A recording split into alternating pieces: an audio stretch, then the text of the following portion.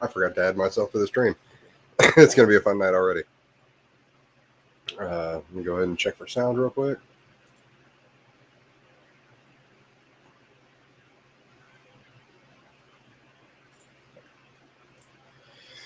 Oh, so how we doing, folks?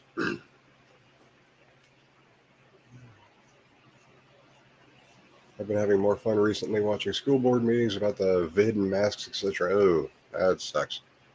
Okay. Yeah, I'm going to go ahead and review pretty much similar to the one that Miss Parker did the other day.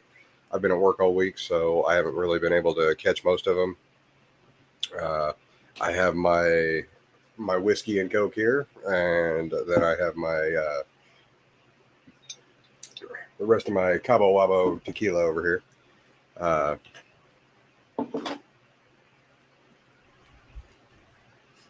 going to go ahead and have some fun tonight.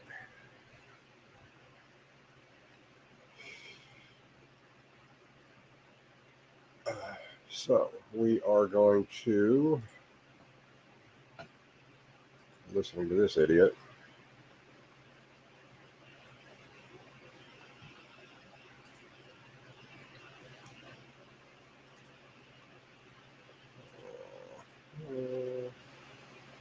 What is this one? Thank you for watching this particular YouTube channel. Please give this video a thumbs up. Let me know if you guys can hear that all right. All right. Share this with your friends. But this is going to be a very informative video. We're going to be doing here today, guys. I'm going to be starting a series of videos. Oh, that's right. He's like really freaking low. Like maybe 5 or 6. But I'm going to do a series of videos talking about this issue of whether or not God exists and whether or not atheism could be right for a change. Not that they could be wrong, but whether or not they could be right. Atheists make the outrageous claim that Christians don't use critical thinking.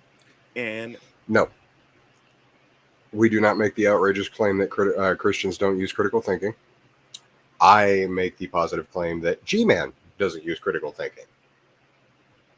We've all heard me say that. He doesn't. That's demonstrable. That we don't consider that we might actually be wrong about our beliefs. And I'm not going to lie. Sometimes I kind of wish I was, so that I can get even with the entire world. I just don't know. If I ever find out that God doesn't exist, there's going to be a lot of people out there going to wish he did. But anyway. This is the reason why I never really argue with G-Man about God. Even though I'm not convinced of it, he somehow thinks that if you believe in evolution, you're an atheist, which kind of kills about half of Christianity right there. But we've actually had this argument before, me and G-Man, and funnily enough, G-Man's pretty much his entire faith is based off of whether he believes in evolution or not. It's kind of sad, really, when you think about it. But as a Christian, I believe that Jesus is the Christ, the Son of the living God. I believe that he rose from the dead, and I also believe that that he is going to come back. And he's going the reason why we're calling this Drunken Monkey, this particular cup right here is filled up to about here with bourbon, and then the rest of it's Coke, or, well, Pepsi. But yeah, so we're going to have some fun tonight, and then every now and then I'll go ahead and throw in a shot of tequila. To judge this world. In fact, I also believe Psalms 14:1, where it says that the fool has said in his heart that there is no God. They are corrupt. They have done abominable works. So if you hear me calling someone a fool in this video, you're probably going to hear it several times in this video. Not by me, but by somebody else, and I'll get to that a little bit later. Okay, and of course, we all know the whole Psalm 14:1 thing by now. Todd did a very good job of explaining it. The word Nabal is the one that they used in Hebrew for fool, and it actually has two meanings. One is fool, and the other one is evildoer. So, again, always wrong. Later. It's nothing personal. When we start looking at definitions and we start looking at what words actually mean, something that G-Man doesn't know how to do, talking without actually thinking, you'll understand why the Bible says that the fool has said in his heart that there is no God. Because you got to be a fool to make a statement like that. You know what I mean? Some of them say that they're not making a positive claim. Some of them will say that atheism is the default position. Some of them are weak It kind of atheists, is. militant atheists, strong atheists. Some of them are agnostic atheists. We even got this new term called atheists. Some of them will claim that they're preterists. A lot of them will claim that they only use science to determine whether or not something is real or whether or not it is true. It's a lot of different flavors Yeah, I prefer of not to. atheism, I don't and think I have enough alcohol how in the they go house, about anyways. determining whether or not something is true or not. And I think it's something that I want to spend a little bit more time talking about and less time talking about what I would consider distractions. I believe everything that I've been doing over the last few videos have been distractions. Yes, I accomplished a goal and prove that a person on here was a liar, but No, you didn't. that's not the goal and the aim of this channel. As a Christian, I believe that Jesus is the Messiah. I believe that he is a King of Kings and Lord of Lords, and that he is going to judge this world one day. I don't want to see people get judged. So in order for that to not happen, I have to try to win people to the kingdom of God. In order to do that, I have to preach the gospel. I have to let people know why they're wrong and why Christ is right. Never get that twisted, guys. That is my agenda. My agenda is to have a good time and prove idiots like this guy wrong. So I guess our agendas are at odds right now. That's my real agenda. And yeah, I get caught up in these distractions sometimes, but make no mistake about it. I'm after you. Just like you're after me. Keep it real. You know No, what I mean? You post certain questions about me, not about me, but about my beliefs to get me to think I have a question. Why are you dodging my poetry after you challenged me to it? I mean, that's a simple one. about certain things to change my mind. So we're both after each other. The question is, who's going to be more effective when it's time to actually do this? Who has the best arguments? Do Christians got the best argument for the existence of God, or do atheists, or are atheists correct when they say that we don't have any evidence for God and we need to stop talking to people as if he's real? Are atheists justified for the beliefs that they have, and so on and so forth? And these are the kind of things that I want to get back to talking about, and I want to get away from the third grade antics of people who want to make distractions because they want to run away from adult conversations like this. Now, let me explain what I'm going to be doing in my next few videos. Everybody, It's kind of funny coming from a guy who brags about how big his block list is and then unblocks people after saying that he won't because he's got no one left to talk to. Just an observation. anyone here by now should know my point of view on atheism, morality, and all that other stuff and whatnot. I agree Yep, it's all shit. with other YouTubers who talk about this topic too. So I'm going to be watching other channels with you to see what other people's point of view is. Today, we're going to look at the Christian atheist debate. This is going to be a long stream tonight, maybe up to 4 to 6 hours. Hey, Mary. All right. Tomorrow, we're going to listen strictly to the atheist point of view. We're going to do something very different with that. I think there's at least 2 or 3 atheists on here that I think are really articulate and is good at talking about what they believe and what they claim they don't believe and why. Articulate and then turns around and says good, like I don't even know what to compare that to. Yeah, obviously G-Man doesn't really know what articulate means, especially when he follows it with good. Fine. So I won't talk about those channels today, but I'll be talking about them and posting a link in the description of the video for each atheist channel that I go to that we're going to look at. Because I want to prove, by really saying nothing on this channel, that I do use critical thinking. And by the way, the videos that we're going to be looking at, guys, I have to put a disclaimer out there. I don't necessarily agree with everything I'm going to be listening to in the moment and everything that you're going to be listening to. This ain't my first time doing this. And I'm doing this to let everybody know what my real agenda is. My agenda has never changed. And that is to win people to Jesus Christ. It's just some people go a little bit too far with trying to get my attention. And those things have to be handled a certain way. Like nip it in the butt with a Mike Tyson punch, if you know what I mean. Like knock it out. Now, there are a lot of you out there that's going to be watching what you're going to be watching today and you just don't care. I understand the percentages and the analytics on my YouTube channel. The majority of the people that are subbed to this channel don't care. They just want to laugh at me. I understand that, and I get that. Okay? But there is a small minority of people that watch this YouTube channel that actually want to learn, that want to grow, that wants to have this conversation, that wants to have this back and forth. And I got the emails to prove it. People are literally telling me to block these people and ignore them. And I'm talking about other atheists telling me to block them, ignore them. They're giving them bad names. And they just want me to focus on the actual topics. Right? The question is, do Christians got proof for God's existence? Oh, Is of our course. brand of morality Yeah. greater than that of secular morality? Okay, Veckel would call this uncomfortable, or why not, or thank God for atheism, or whatever, right? But again, you'll see. Okay, well, Veckel's arguments are just as dumb as yours. He's just a little bit more articulate in the way he tries to deceive people. So, and to answer, G-Man's question here, yes,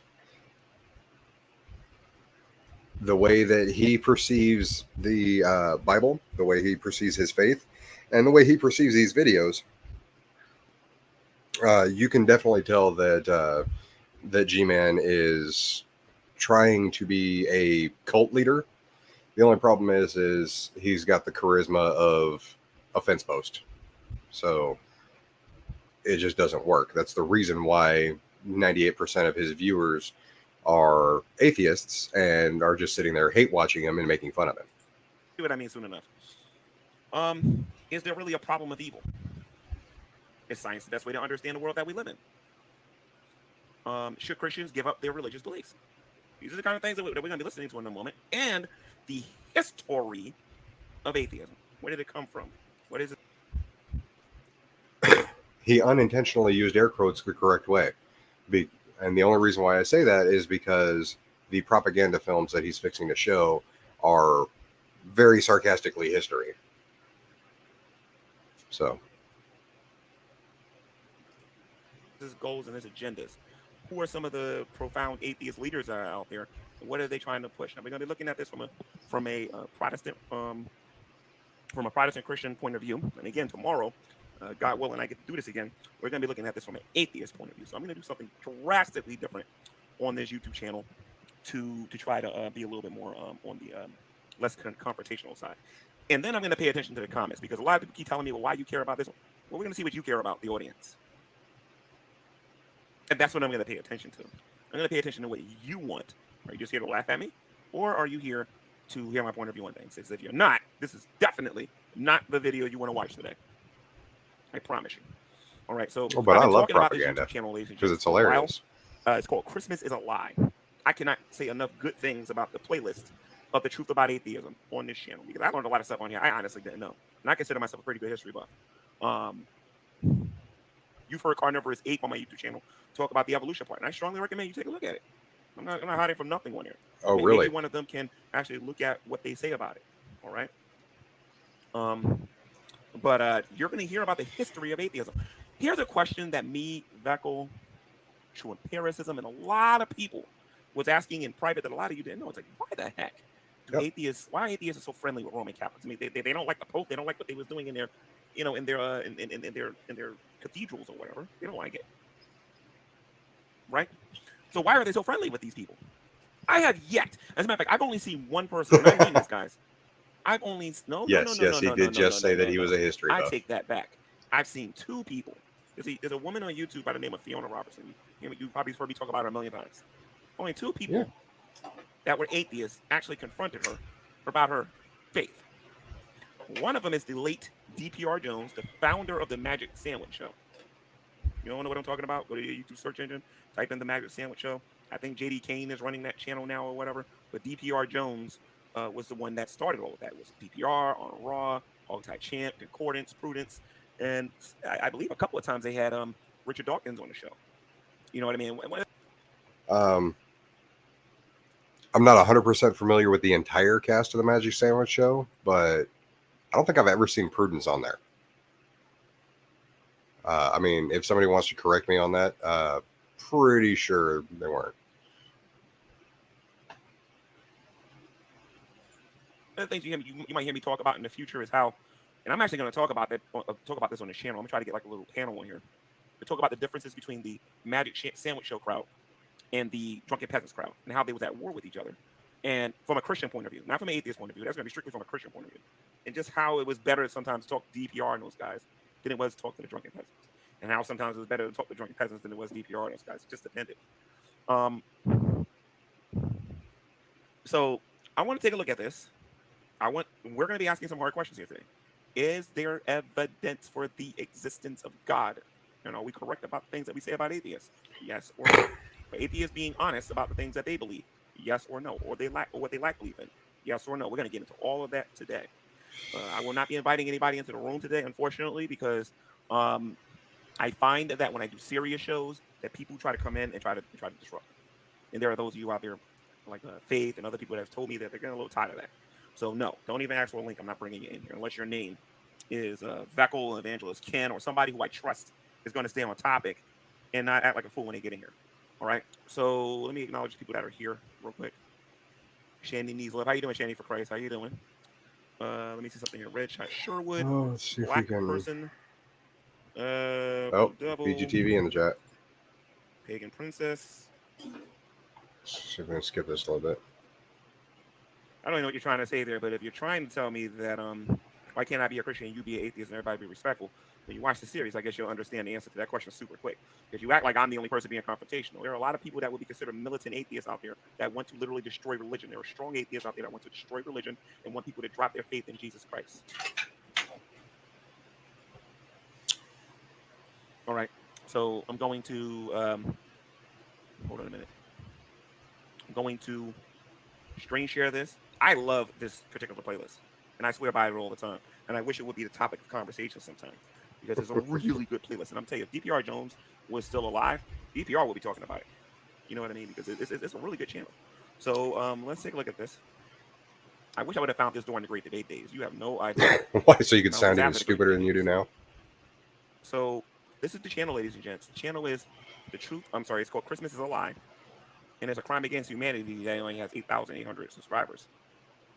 Crime Against Humanity. This is a really good channel. Like I say, there's a lot of stuff in this I don't agree with. You'll see what I'm talking about shortly.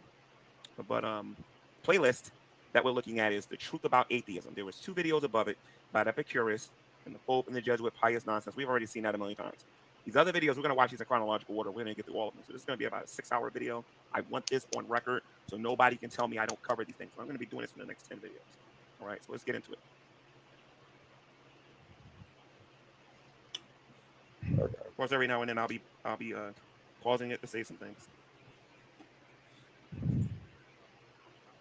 I love how this guy does it though.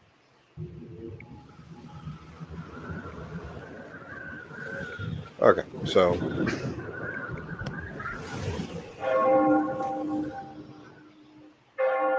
jump cuts, church bells.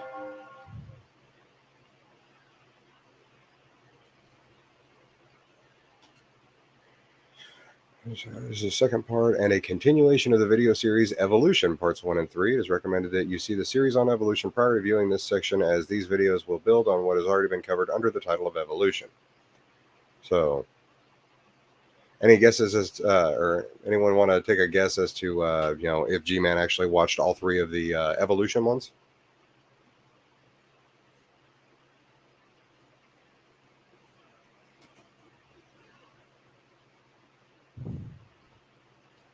Evolution prior to view.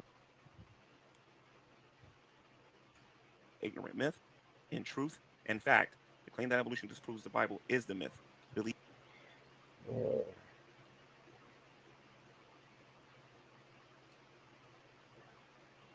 by the ignorant. I wonder who quoted that, because that's not a quote that I've ever seen. Again, I want to let everybody know I don't necessarily agree with everything that you're going to look at. Shut up. So, 1997, the U.S. Court of Appeals for the Second Circuit ruled that atheism was to be considered a religion under the law in order to receive the equal protections of the First Amendment clause. I'm assuming this is G-Man's argument about how atheism is actually a religion, even though it says specifically right here that it's to be considered a religion under the law in order to receive the equal protections. Okay? Doesn't mean it is actually a religion. It's just considered one under the law. What's up, Reproof and Review?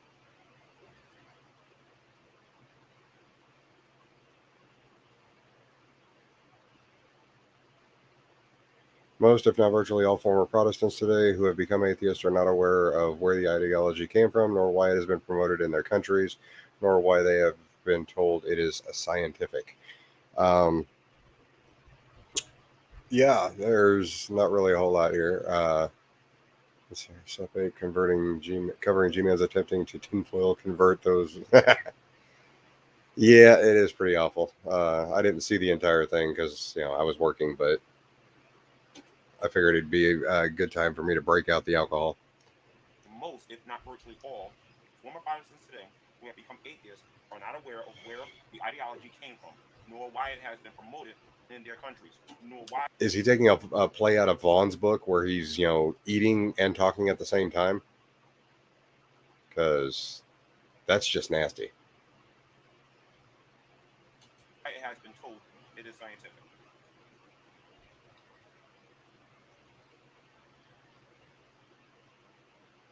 Let me do something here real quick.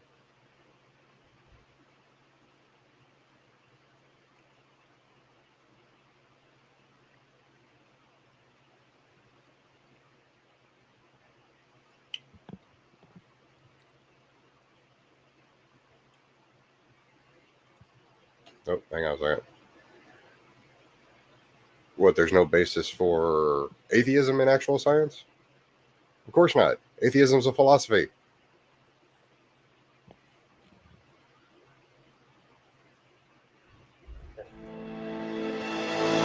Okay, now here we get into the emotional music. We're going to start seeing a lot of jump cuts and quotes and stuff like that are taken completely out of context. This is what lets you know that it's a propaganda video. And this is what lets you know that G-Man's an idiot because he fell for it.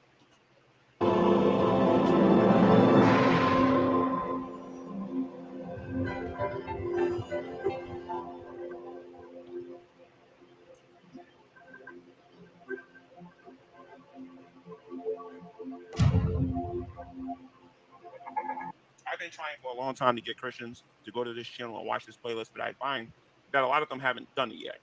That's why I'm playing this on my channel today, guys, just to let y'all know. That's the other reason, too. Because there's so much good information in this, it's not even funny. If you say so.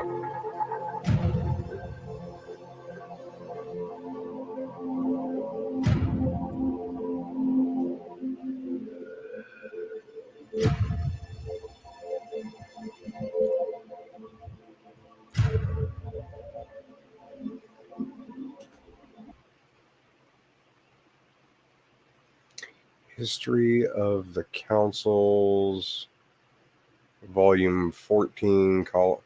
I don't even see what, I can't even figure out what the hell that says.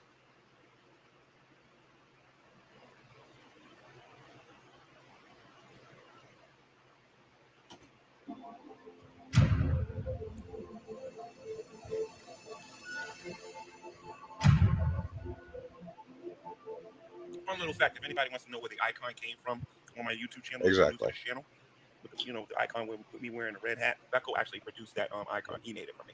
Those of you who don't know. Made that for me years ago. It's about 5 years ago he made that for me.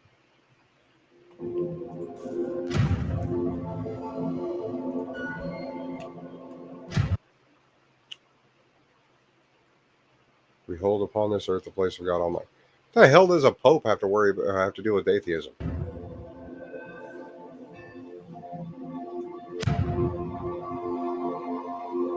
See, more quote mining.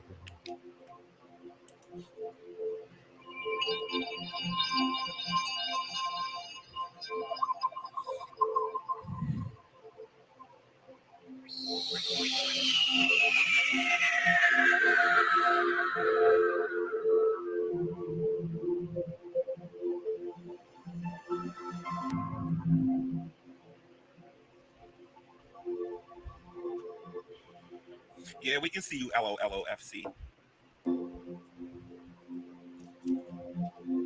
Minty goodness.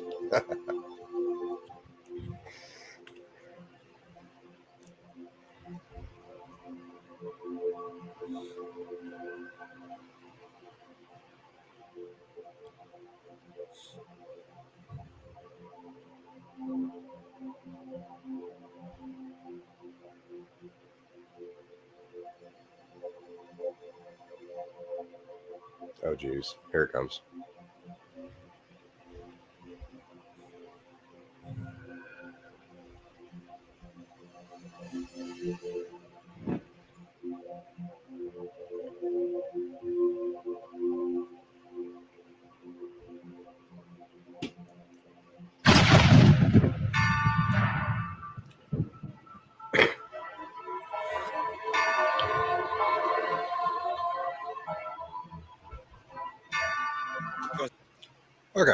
So before dumb shit over here starts in on it, let's see here. Luciferians. Those would be the people. Those would be the Satanists that are actually Christians and believe Lucifer was the good guy in the Bible. Spanish Inquisition. That would be, or sorry, the Inquisitions. Those would be Catholic. The Illuminati. Those would be a myth, as far as I'm concerned. It doesn't bother me. The Freemasons, those are distinctly Christian. The Civil War, that was not religious. That was a war about the ownership of slaves. The Ku Klux Klan, specifically fundamental Christian creationists. Nazism, Hitler's Third Reich, those would be Catholic. The Gestapo, the SS, the Holocaust, communism. I mean, now we're getting into wars and fucking economic standpoints. The CIA, the KGB, what the hell do those have to do with religion? The European Economic Community, the global financial system, Bohemian Grove. Is it? I can't see it. It says Luciferianism, the Inquisitions, the Illuminati, the Freemasons, the Civil War, the Ku Klux Klan, Nazism, Hitler's Third Reich, the Gestapo, the SS, the Holocaust, Gestapo. the communism. I'm just reading some of these so that you guys can see it. The New World Order, all of these things.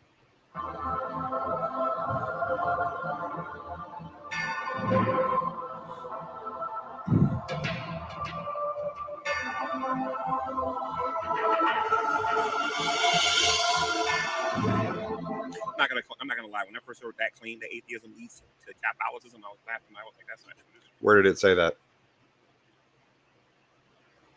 That's a Luciferianism. The Luciferianism was pretty much the only religion on there, and oddly enough, atheism wasn't. But ridiculous.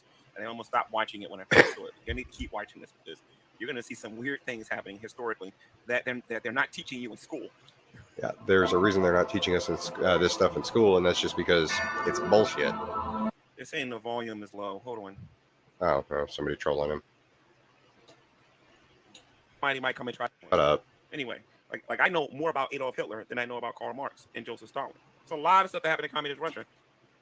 That's a hilarious admission to hear from G-Man, considering he seems to think that Stalin killed 3 billion people. Anybody remember that particular claim? Because the exact number that he had was basically the population of the planet that he claimed that Stalin killed. They simply did not teach us in school. All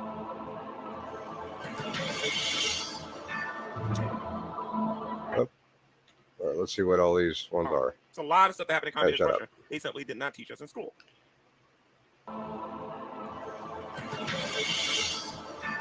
Okay, hold on. So Fyodor Dostoevsky is a contemporary of Karl Marx in Russia, one of Russia's most famous philosophers and literary figures, and the author of Crime and Punishment. Those statements are accurate.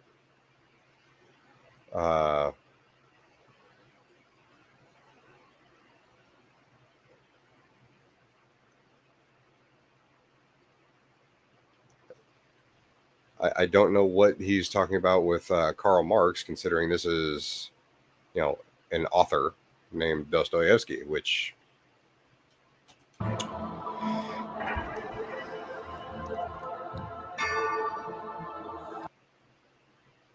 what the hell is the Romish army?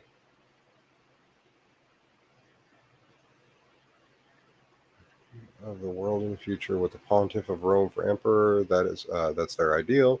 It is simply the lust of power, a filthy earthly gain of domination, and something like a universal serfdom. I apologize, I'm getting the alcohol in now. Something like a universal serfdom with them. The Jesuits and its masters, they all stand for. They don't even believe in God, perhaps.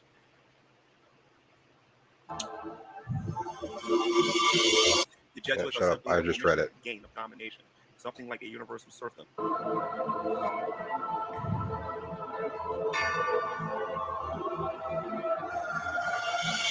Oh, yes, and reiterate, they don't even believe in God.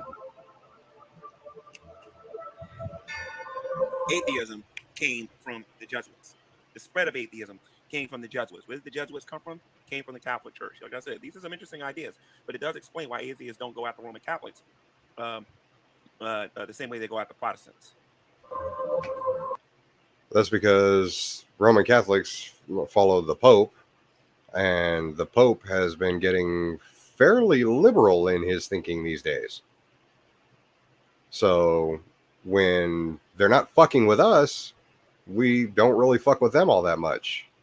Something that you really have no clue of, G-Man. Really.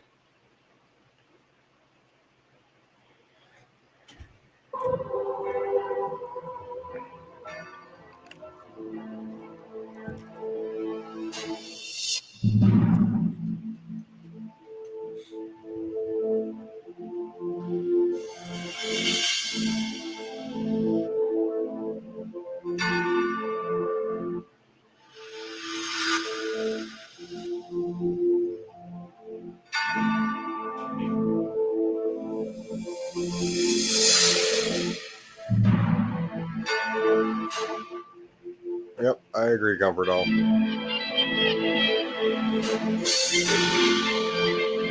I challenge anybody to go look up the Jesuit post. This is some interesting reading here. Why is a Jesuit, a person of the Catholic Church, teaching an atheist how to be an atheist? Absolutely. Okay. Why not? Let's go take a look. Let's see here. The Jesuit post. Was that July something 2012? Let's take a look real quick.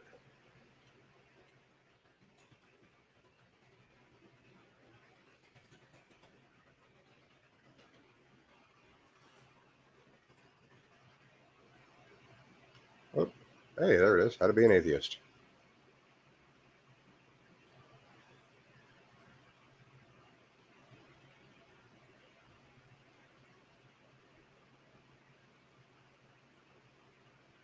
Okay. Let me swap that real quick.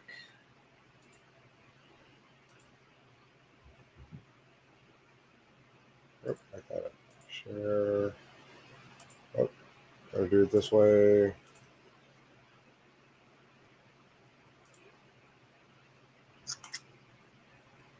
Why not? Let's do what G-Man says for a second. Let me go ahead and get myself out of here real quick, see if you guys can see this. So, this is the How to Be an Atheist, July 26, 2012. This is the article that it tried, or that the thing brought up.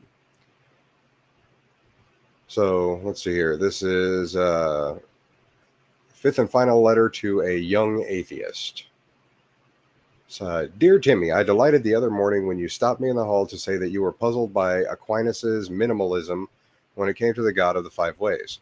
You're perfectly right in noting that Thomas says surprisingly little about God. Instead of describing this God, he simply seems to be saying that it is legitimate to hold that there is a God, that Deus est.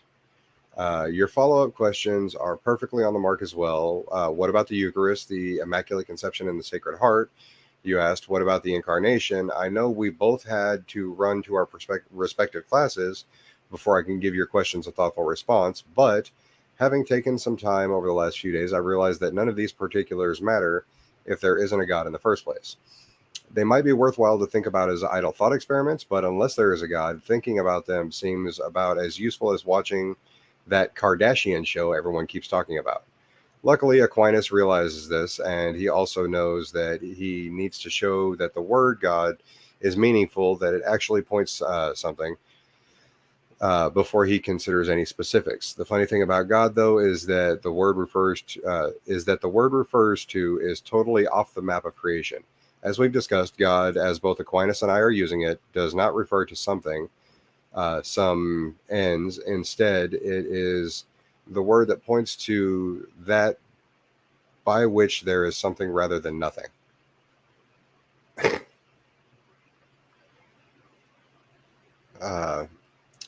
if you're willing to come with me this far to define the word God as referring to the reason that there is anything at all, then I feel compelled to point out that you are moving steadily away from atheism.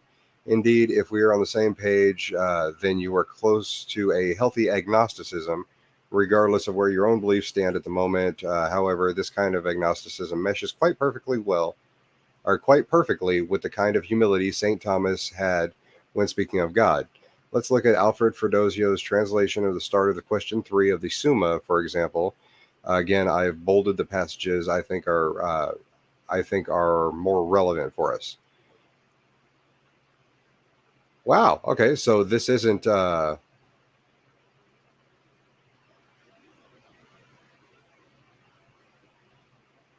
Yep. So they found the headline and literally ripped it up.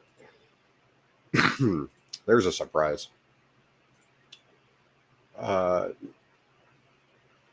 G-Man, maybe you should, I don't know, actually follow your own advice, and then you wouldn't look this stupid.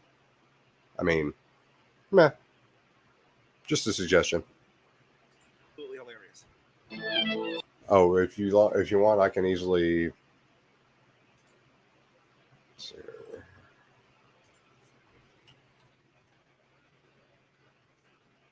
There you go. If anybody wants to read that entire article, that was it was a little long-winded, but yeah. Funnily enough, G-Man doesn't understand.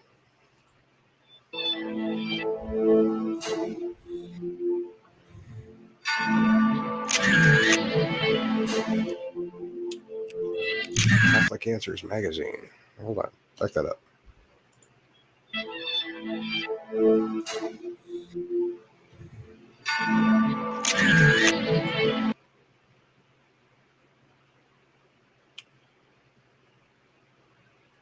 Atheists are closer to God than they think. That's not even trying to hide the.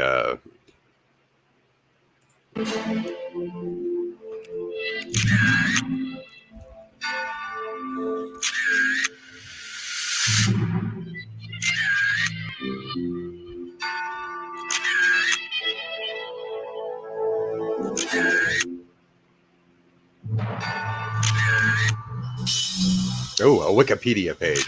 Awesome. Because you can't just make a Wikipedia page say whatever you want to in the time it takes to make a screenshot. I mean, that's just unheard of.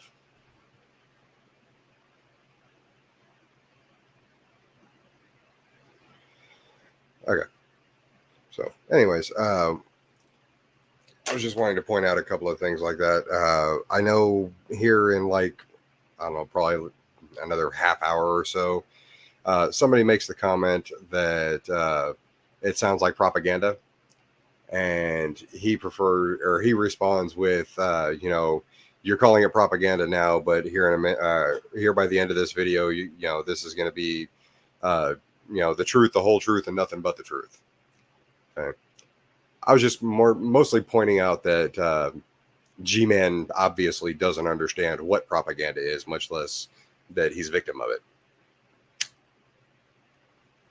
So what I want to do real quick is do this real quick, share screen.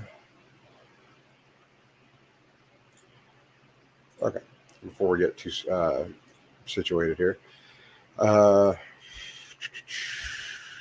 Christmas is a lie. This is the actual page.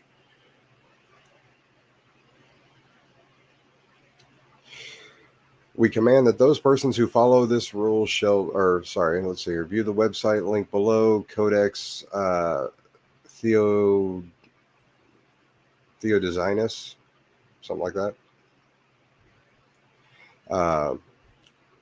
We command that those persons who follow the rules shall embrace the name of Catholic Christians. The rest, however, whom we shall adjudge demented and insane, shall be smitted, first by divine vengeance, and secondly by the retribution of our own initiative, which we shall assume in accordance with the divine judgment.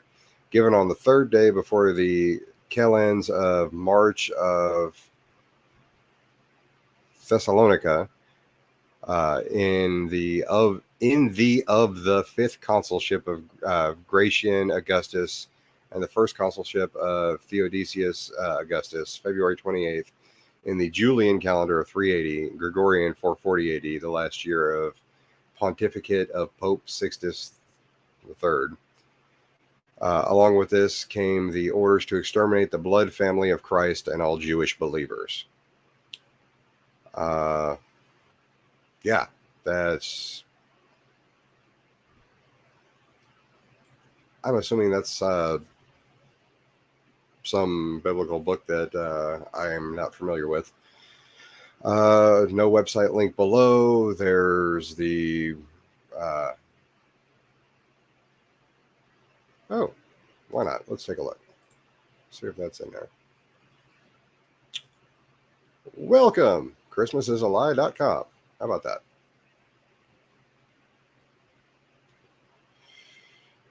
Fair use notice and legal disclaimer.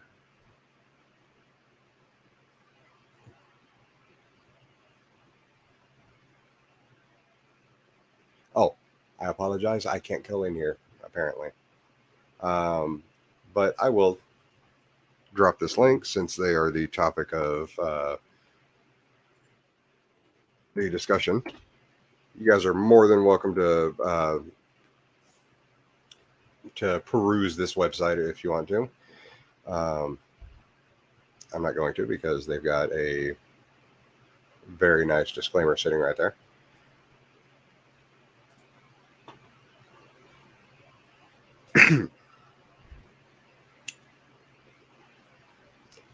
Yeah, this is interesting though. Now they do have a very interesting playlist right here. This is the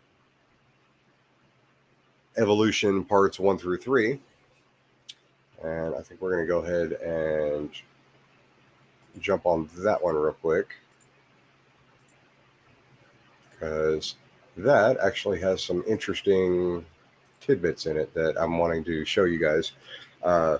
Like I said in the description, these are the videos that G-Man suggests you watch, but really hopes you don't. I think we're going to get into the second one because that kind of puts it more toward the point. This is, if you can tell from the title, Evolution Part 2, Solar Day Creationism's Origin in Pagan Sun Worship. We wish you a Merry Christmas. We wish you so, go ahead and, since this guy actually has a decent volume on his channel.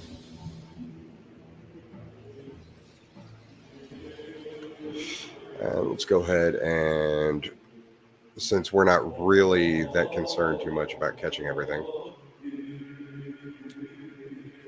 actually, I'll just go ahead and pause it as I'm going through. Okay. Whoop, nope, that's not what I want. Here we go. Okay. So notice the emotional music and everything like that. Yeah, it's still propaganda.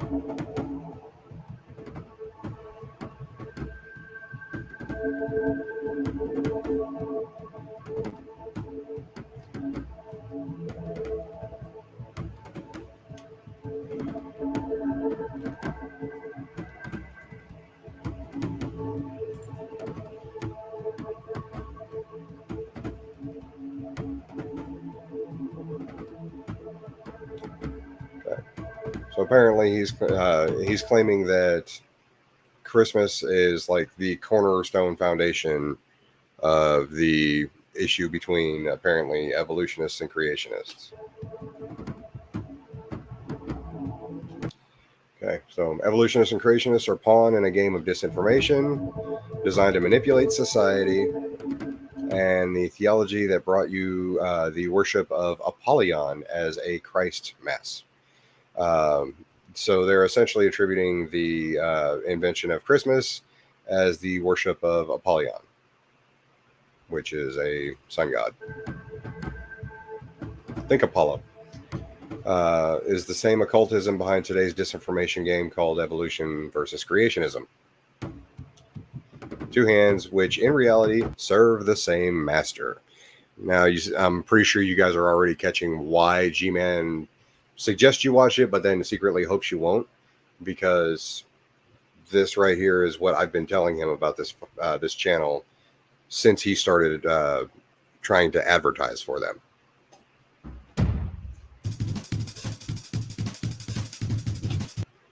Myth created around Charles Darwin, and that evolution itself came from an ancient Middle Eastern interpretation of Genesis. That's false. That's not true. Let me slow this back down. There we go. That was not the state of scientific knowledge when Darwin came along.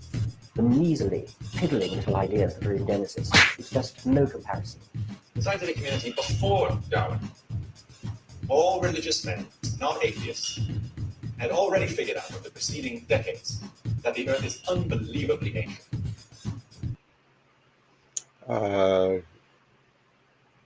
Yep, I think I actually done this one with Todd, where we were going through this and double checking the definitions of the words. So this is the day age argument. Countless millions of years. None of them accepted that it was 6,000 years old.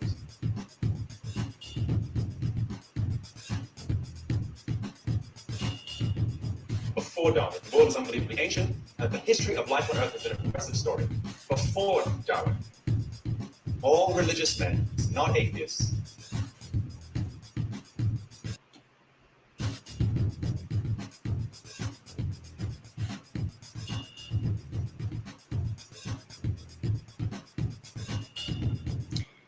Protestant Christian pioneers of evolution. William Paley and John Stevens Henslow and Deacon Asa Gray. Okay.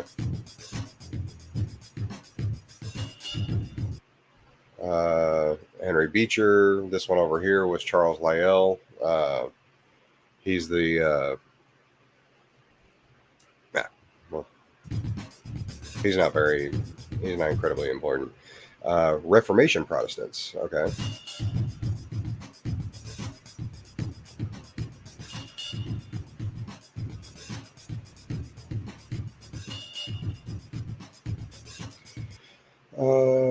Conflict, history. I can't quite make out the name there. Looks like Draper or something like that. Scientific cosmogony. Looks like they have the theological authorities were therefore constrained to look with disfavor on any attempt to carry back the origin of the earth to an epoch indefinitely remote, and on the Mohammedan theory of the evolution of man from lower forms, or his gradual development to his present condition in the long lapse of time. And this was dated, well, I would assume if that's the author right there, then somewhere in the 1800s.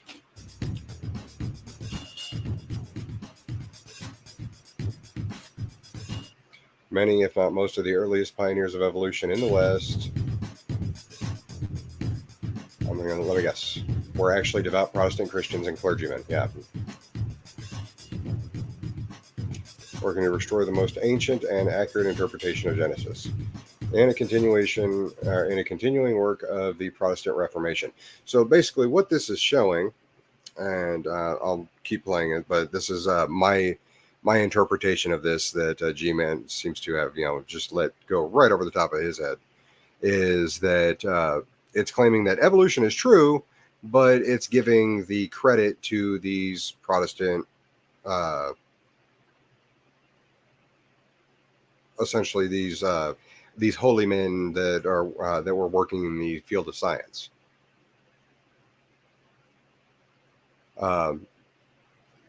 So Ivy wrote exactly. You hit the nail right there on the head. Like I said, these are the videos that G-Man suggests that you watch, but secretly hopes that you won't, because without somebody pointing it out, all of these videos support the theory of evolution, but are trying to give the credit to the church.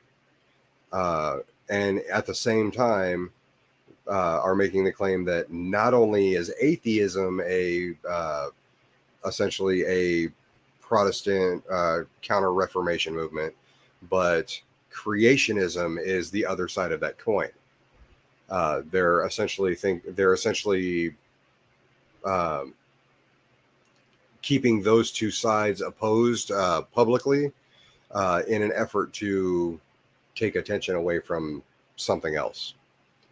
But G-Man absorbs what he wants to absorb and chucks everything else, which is the reason why I'm pointing it out.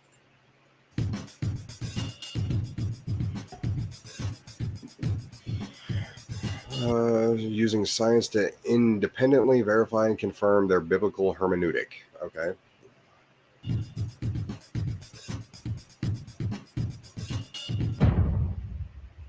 Yep, I still don't see the term evolution. So if you've heard, as I'm sure everyone listening to me has, that evolution is somehow controversial, well, no, it hasn't been since the 1870s. There are more recent controversies, but those have erupted in the 20th century. This is a new movement, not a still ongoing problem or debate or question with Darwin ever since the beginning. This is a new movement, not a... There you go. You hit it right there on the head, Baptized. Yep.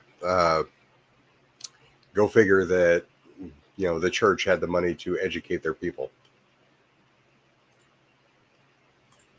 And a still ongoing problem or debate or question with Darwin ever since the beginning. This is a new movement. This is a new movement. This is a new movement. This is a new movement.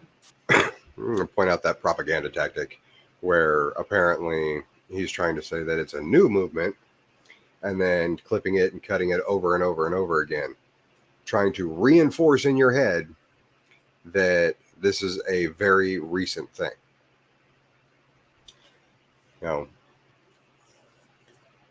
Pretty sure that the 13 of you guys watching this are more than aware. That's the way propaganda videos work, but obviously this is something that we really have to show G-Man. Otherwise, he's going to go down this rabbit hole and he's going to end up as, just a clusterfuck of stupid, which he's already closing in on. As you saw in part 1, in the mid-20th century, a Darwin myth was being created to hide the real historic origins of evolution itself, having come from the work of Reformation Protestants in Western Europe. During this same time in history, another myth was being created which was its exact and precise opposite counterpart. That myth was the myth of solar-day creationism being the only true and real... Oh, I completely agree. Unfortunately, G-Man is basically just a weird rehash of, Kent Hovind and Ken Ham and all those other old crazy guys that are essentially cult leaders. But like I said earlier, unfortunately, G-Man is in his own cult and has the charisma of a fence post.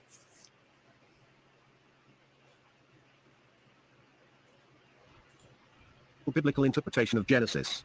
The Darwin myth hid the historical origin of evolution found I in know, this Genesis by damn robot Protestant voice is reformers getting among annoying. secularists, and the solar-day creationism myth hid its existence in the Genesis texts from the religious, thus effectively erasing the work of reformers during the 1800s into non-existence, leaving the documentable historical footprint of the counter-Reformation. Oh, hold on. Texts from the religious. Solar day creationism had to be inserted into biblical texts because it was not already there. So... there you go, G-Man. Here's your timestamp right here. It looks like 54 minutes in. Your entire book is by your own evidence at that. Your entire religion is bullshit. So I hope you bring this up again to me, because then we're gonna have fun. Thus effectively erasing the work of reformers during the 1800s into non-existence, leaving the documentable historical footprint of the counter-Reformation. This video will deal with the second myth, which is commonly referred to as creationism or the literal interpretation of the Bible, but which is in reality absolutely neither. It is solar-day creationism, and it was designed and propagated by the very same people who gave you the Darwin myth. thus being two opposite hands which in reality are attached to the same source, and consequently were engineered to serve the same master, the Counter-Reformation and its ultimate goal of the restoration of the Roman Reich.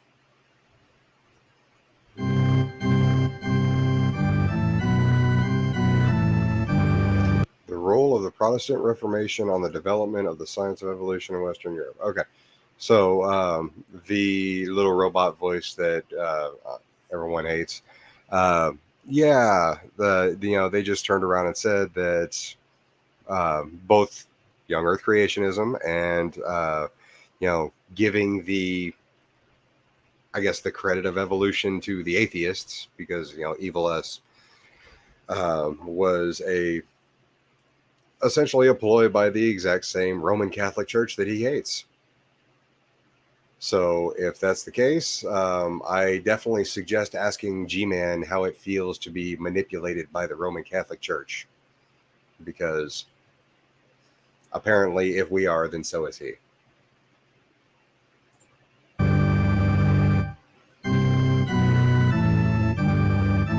Oh, we've got a wild Miss Parker in the chat.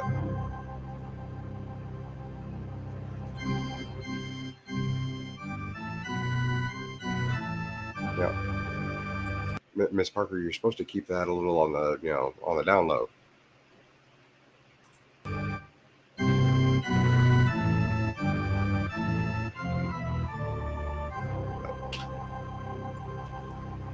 Another reason the Darwin myth was created and promoted by atheists in the mid-20th century was in order to hide the absolutely indispensable role the influence of the Protestant Reformation played in the development of the science of evolution in Western Europe. When one examines the etymological origins embedded throughout modern-day evolutionary vocabulary, one will find its historical roots to have been actually formed in the biblical culture of Western Protestant Europe.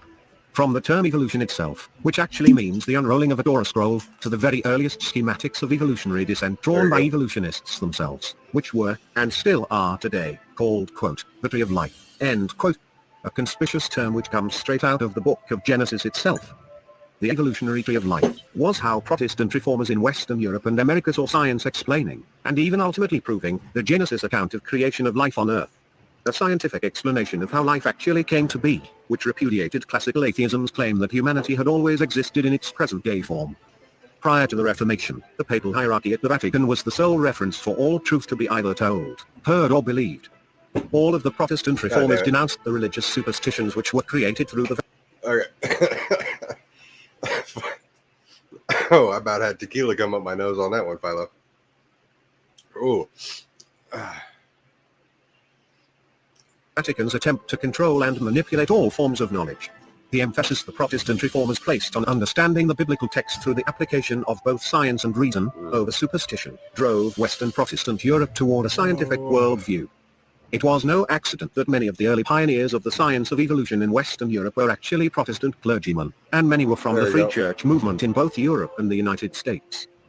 Today's discussion about Genesis and evolution repeatedly invokes the term, literal interpretation, to erroneously refer to solar-day creationism, which is said to be the literal interpretation. However, the Protestant clergy involved in pioneering the science of evolution as the correct explanation of Genesis did not think of the equal age interpretation as non-literal. They did not share the dichotomy that has been created in discussing evolution and Genesis that is constantly heard today. The question of Genesis was, which was the most ancient interpretation of the text, and which interpretation was most accurate with the language and grammar of the text itself, and using science as an objective means to verify which interpretation was in fact the real one. The Protestant clergy involved in pioneering evolution in Western Europe came to the conclusion from the text that the equal age interpretation was in fact the most ancient, predating the papacy, and in keeping with the Reformation's rejection of superstition, it was also the interpretation which was confirmed by science.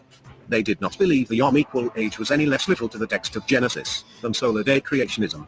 And in this belief, they were correct. The actual text of Genesis does not support the solar-day creationism interpretation, because in order to have a solar day, you must have the solar cycle established in the text from the first yom.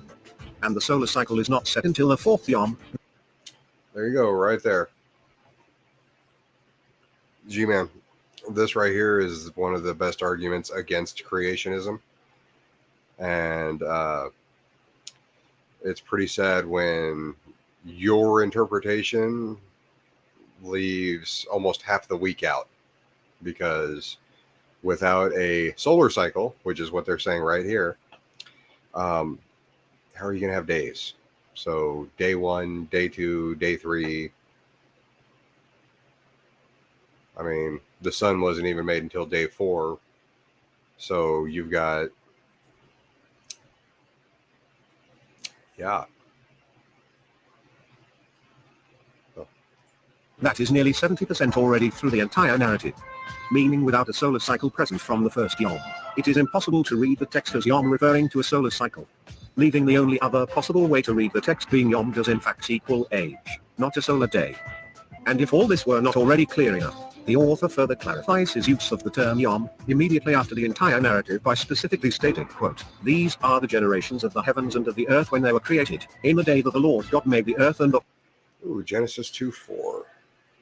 Got my Bible right here. Let's take a look and see if that's accurate, or at least how accurate my translation is.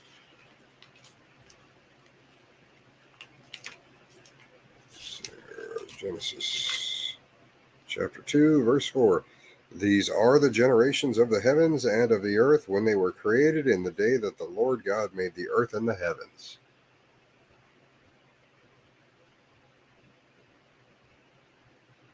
Wow. Okay. So yeah, fairly accurate. Also just a little bit of a tingle across the forehead. So yeah, let's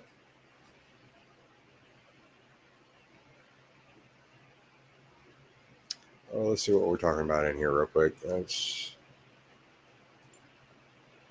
started the Roman Catholic Church to torture G-Man for having gay thoughts.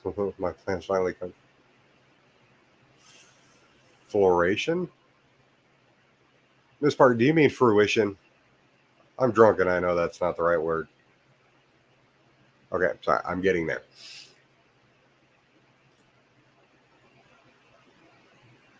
Let's see here.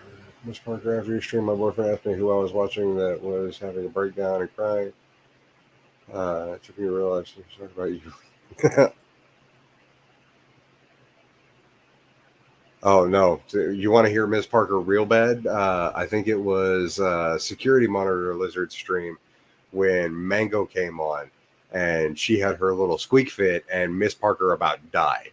That was hilarious.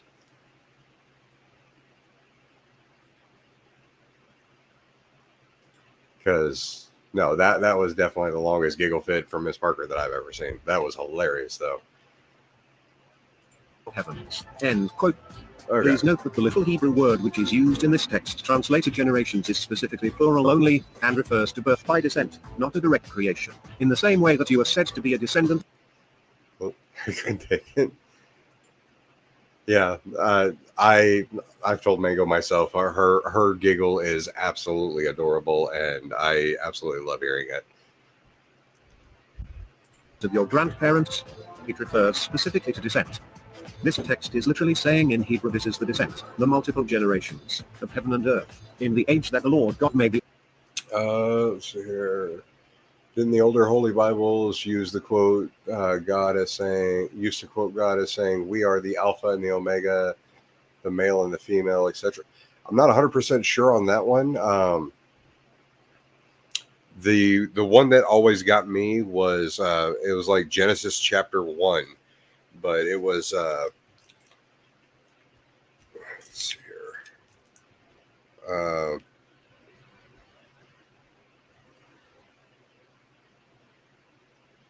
Oh, yeah. It's Genesis 1:27 or something like that. Now, I know in this particular copy, it says, so God created man in his own image. But I used to have a very large Catholic Bible in my house. And that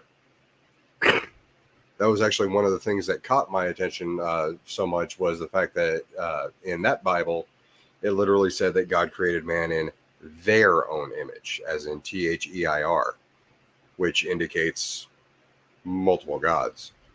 And that was something that my parents and my grandparents really couldn't figure on. And I knew it wasn't a typo, because I saw it in quite a few other Bibles up until fairly recently.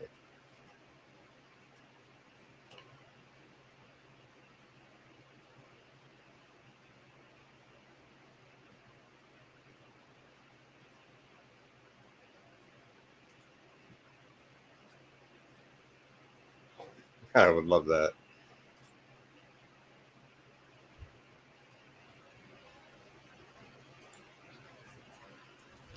Yeah, but how are you going to believe all of the apologists at the same time? I mean, because they all say something different. I mean, that's just The earth and the heavens. that's just asking for The gullibility. same term to refer to both the earth and the heavens means it includes the physical properties of both the geology of the earth and the physics of the sky above through a progression of descent, i.e., in other words, precisely as it is translated, generations. This is why, despite the fact Protestant Europe in the 1800s was still very biblically oriented, there was not only a consensus of acceptance of evolution, its development was often even being pioneered by Protestant clergy themselves. But if the Yom equal age interpretation of Genesis was the most ancient, and it is the one most accurate for the literal language and grammar of the Genesis text, how and why did it become replaced with solar day creationism in history past? And more importantly, how did it come to be believed today, even by Protestant Christians, that Genesis teaches solar day creationism, and the Yom equal age interpretation of Genesis is nothing but a recent invention to accommodate evolution? When in fact, the exact reverse is actually the case in history. You might be both shocked and surprised by the answer. I can actually give a fairly decent explanation on that, even though I'm slightly buzzing. Okay, so the whole thing on that is, where's my cigarettes? There we go. Okay, so the whole thing on that is, yeah, the theory of evolution is based off an observation. Okay, so you have the descriptive law, just like the law of gravity, which is backed up by the theory of gravity.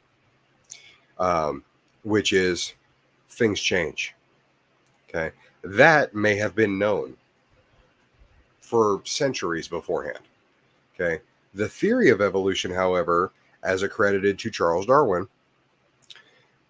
was an explanation of the mechanism, which had not been seen before. So, Darwin gets credit for the theory for us to understand how the law functions. Okay, that's it. I mean, drunk truck driver over here can explain it apparently better than G-Man can understand it. So, It's not what you have been told. Solar day creationism is not found in the texts of Genesis, it is found in ancient paganism. And its incorporation into Christian Europe as the orthodox interpretation of the text in Genesis came as a result of sun worship theology. The same theology that declared the worship of Apollyon on December 25th in ancient Rome to be a Christ Mass. The same sun worship theology found in Freemason occultism, which was, and still is, the real source of the fight between solar day creationism. This guy's got a hard-on for fucking Freemasons. I actually was a Freemason at one point in time. I think my ring's somewhere in storage, but I was a Freemason at one point in time. I grew up in DeMolay, which is essentially just junior Masons. When I reached the age of 18, I gained a majority, which allowed me to transfer from DeMolay to the Freemason chapter or the Freemason Lodge that I've been in for the last 8 years. When I became an atheist, they asked me very nicely to leave. The reason why is because one of the requirements to be a Freemason is you have to believe in the Christian God. Now, you can be a Baptist, a Protestant, a Catholic, or any other denomination of Christian that you want, but you still have to be Christian. Okay? When I became an atheist, they asked me to leave. And without putting up a fight, I left. It's a fraternal organization. And the requirement for entry is being Christian. It's not that hard to understand. But, exactly. And, Ivy Rose, you hit it on the head. Okay. It's a fraternal organization. It's literally there to gain contacts. Okay. It just so happens that the owner of the local car dealership in my town was a Mason. Okay. Had I utilized that contact, then I wouldn't have been driving in, $1,000 cars that I paid cash up front and never, and just basically ran them into the ground. Then I would never have bothered with dealing with that kind of stuff. But that's the way that my role kind of petered out. So yeah, I mean, the thing is Masons are really boring. There was a lot of like oral memorization required, but it was like it was word ceremonies. I mean, I remember I did the same thing in DMLA. I still remember the ceremony of lights, which was basically essentially memorizing 7 pages worth of shit and walking around 7 different candles and basically extinguishing them as you go around the first time and then lighting them up as you go around the second time. I mean, there's also the flower ceremony. These things that anybody that was in DMLA will can attest that that's the kind of shit that you did there. And it's basically teaching you how to be a Mason. I mean, they had their own secret ceremonies, but they were crap. I mean, it was just memorizing some lines, and then congratulations, you're a member of the fraternity. You're part of the brotherhood, and that brotherhood is basically hey, Don, we're lodge brothers. I need a new car. Oh, sure. I'll go ahead and call the bank and give you get you the best deal I can for you. I mean, that's literally all it was. We've had presidents that were Masons. We've had the people that were that signed the Declaration of Independence. There were quite a few of them that were confirmed Freemasons. Okay, it's a fraternal organization that's been around for centuries, and that's all it is. Okay, the devil worshiping bullshit, and the secret societies and sacrificing innocents and stuff like that. This is all absolute garbage that's just been piddled around to turn them into this like wolf in sheep's clothing type deal. They're not. It's almost like a damn frat, a college frat house. I mean, literally, that's all it is. Sorry. Let's see here. I got kind of.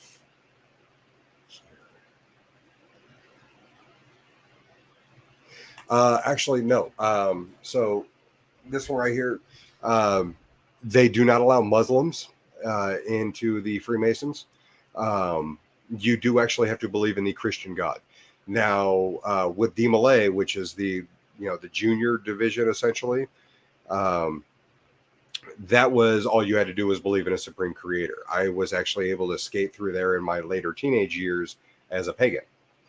But it wasn't until I became an adult, when I became openly atheist, is when they asked me to leave.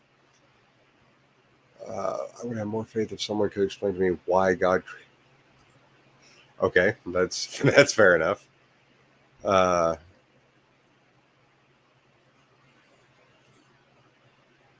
Okay, well, I don't know where you live, Comfort Doll. Unfortunately, Oklahoma is like the buckle of the Bible Belt, and that's definitely still a stipulation down here. It could very easily be different in other areas. That's also a possibility. Here in Eastern Kentucky, it's always good to know a Mason, county officials and company. Exactly.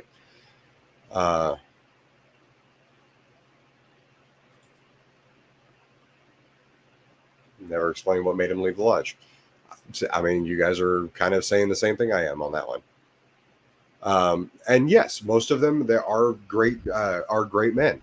They do a lot for their community. We have a lot of Freemasons on our city council. Not that ours is doing particularly well, but that's a different story altogether.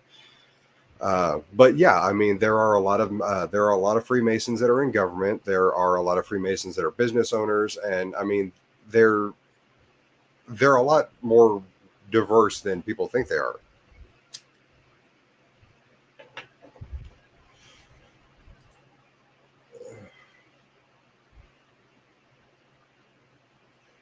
I have a friend who used to be one. He said he didn't really get personal favors in his. He probably lied to me. I mean, some do, some don't. It's kind of, let's see here. Dad and brother were Knights of Columbus. I was a lady. Okay, so Knights of Columbus is basically just a different branch. It's kind of like Shriners or the Moose Lodge or Eastern Star. I mean, there's a ton of different versions of it.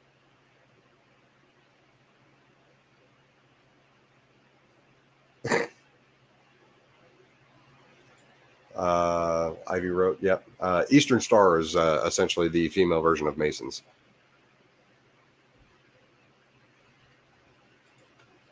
Shriners. Yeah. It's good to know. It's exactly. It's a way to get connections. That's literally all that is.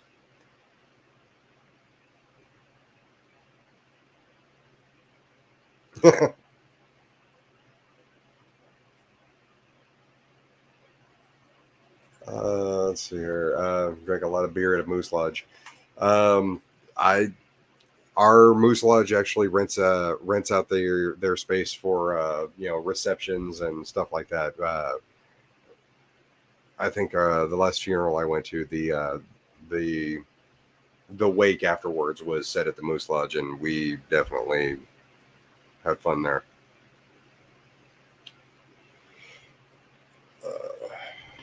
Okay, anyways, let's get back into this.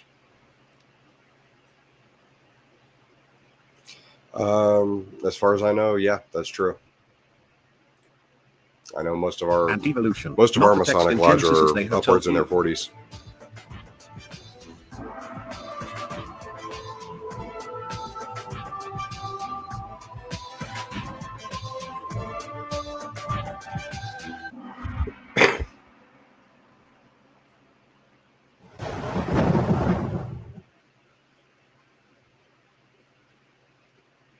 As you saw in part 1 of the... The historical origins of Solar Day Creationism. So this is basically the actual origins of G-Man's beliefs. And remember, folks, this is using his own source. So he can't say that this isn't true unless he finally gets over the bullshit counter-Protestant Reformation crap. Previous video, the most ancient interpretation of Genesis, and the one which is repeated by biblical authors during the Davidic kingdom, including both King David and Solomon, is the Yom Equal Age interpretation.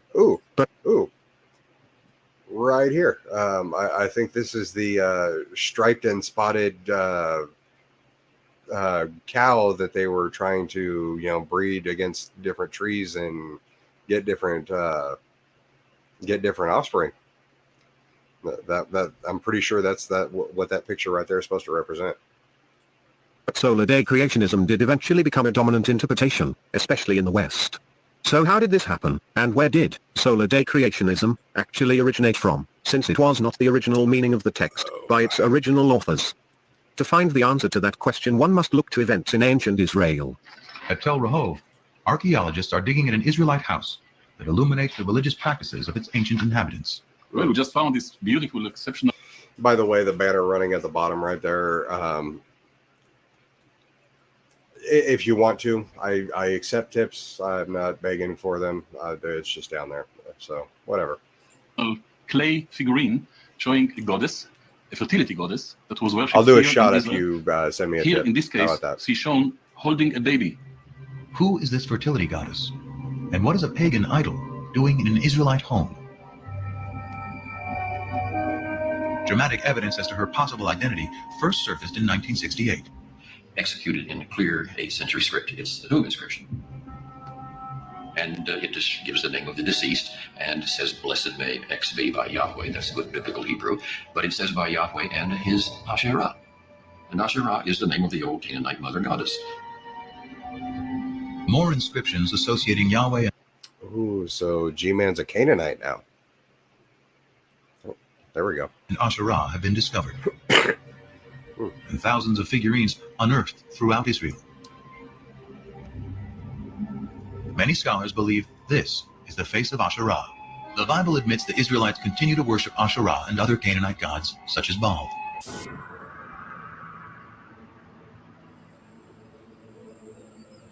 Uh-oh. In fact, the prophets, holy men speaking in the name of God, consistently rail against breaking the covenant made with Moses to worship only Yahweh. The Israelites had made a contract with God. If they kept it, God would reward them. If they broke it, he would punish them. He would So, G-Man, I guess we'll see you in hell, because apparently you're getting punished just as much as we are. punish them by using foreign powers as his instruments. Events seem to fulfill the prophet's dire predictions. Holy shit. Look, Vaughn was right. Creationists worship Baal. That's hilarious. Don't tell Vaughn. Soon after Solomon's death, the 10 northern tribes rebelled and formed the northern kingdom of Israel. Then a powerful new enemy storms out of Mesopotamia to create the largest empire the Near East had ever known, the Assyrians. In 722 BC, the Assyrian army crushes the northern kingdom. Those who escape death or exile to Assyria flood south into Jerusalem, where the descendants of David and Solomon continue to reign. One of them, Josiah, according to the Bible, finally heeds what the prophets prescribe. To enforce the covenant, Josiah orders that idols and altars to all other deities be destroyed. Despite Josiah's reforms, the ancient Israelites continue to worship other gods. In 586 BC, after defeating the Assyrians, a new Mesopotamian empire invades Israel. The Babylonians ransack. Someone wants to see me drunk tonight.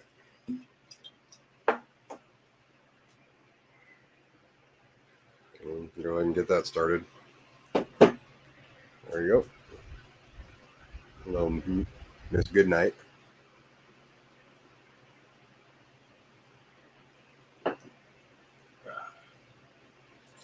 The temple and systematically There you burn go. the sacred city. Before his eyes, the Babylonian victors slay the sons of Zedekiah, the last Davidic king, then blind him. The Babylonians round up the Israelite priests, prophets, and scribes and drag them in chains to Babylon. The Shepherd of Hermes, a supposed revelation written by the brother of the Pope of Rome and actually read in Rome as scripture, revealed the secret revelation that the Tower of Babel was actually really the church. The modern-day Catholic encyclopedia admits Rome's belief in syncretism with Babylonian religion, stating that it traces itself to ancient Babylon, quote, as due an original revelation, of which traces, albeit tainted with polytheism, appear among the Babylonians, end quote. In Babylonian cosmology, which the post-Nicene architects of Roman Catholicism adopted as actually the ancient source of its church, the sun deity was the chief of all the gods, and was interpreted by... Ooh, Constantine's Christ was Apollyon. Or in other words, I guess it's a weird mix between Apollo and Babylon. Constantine coins continue to honor the sun god Apollyon after his alleged conversion. Well, that could just be old minted coins, though. I mean, this is the traditional Christ displayed during the Christmas Mass at the Vatican. Are they trying to say that it's Apollyon because the little thing's hanging off the top of his head? I mean, whatever. By the Roman syncretists as literally, they're Jesus Christ. The ancient text of the Babylonian account of creation reads, quote, when Yah saw him, the Father who begot him, he exulted and glowed, his heart filled with gladness. He rendered him perfect and endowed him with a double Godhead. Greatly exalted was he above them. He was the loftiest of the gods, surpassing was his stature, his members were enormous, he was exceeding tall. Okay, let me go back just a hair on that one.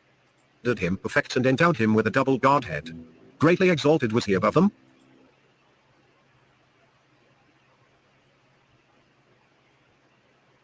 He was the loftiest of the gods, surpassing was his stature, his members were enormous, he was His members were enormous. So, I mean, at least G-Man's God's got some big dick energy, apparently. We know G-Man doesn't, but... exceeding tall. My little son, my little son, my son, the son, son of the heavens. clothed with the halo of 10 gods. He was strong to the utmost, as their awesome flashes were heaped upon him. Anu brought forth and begot the... Oh, I can actually answer that. Okay, so what type of group put this video out, and what are they trying to prove with it?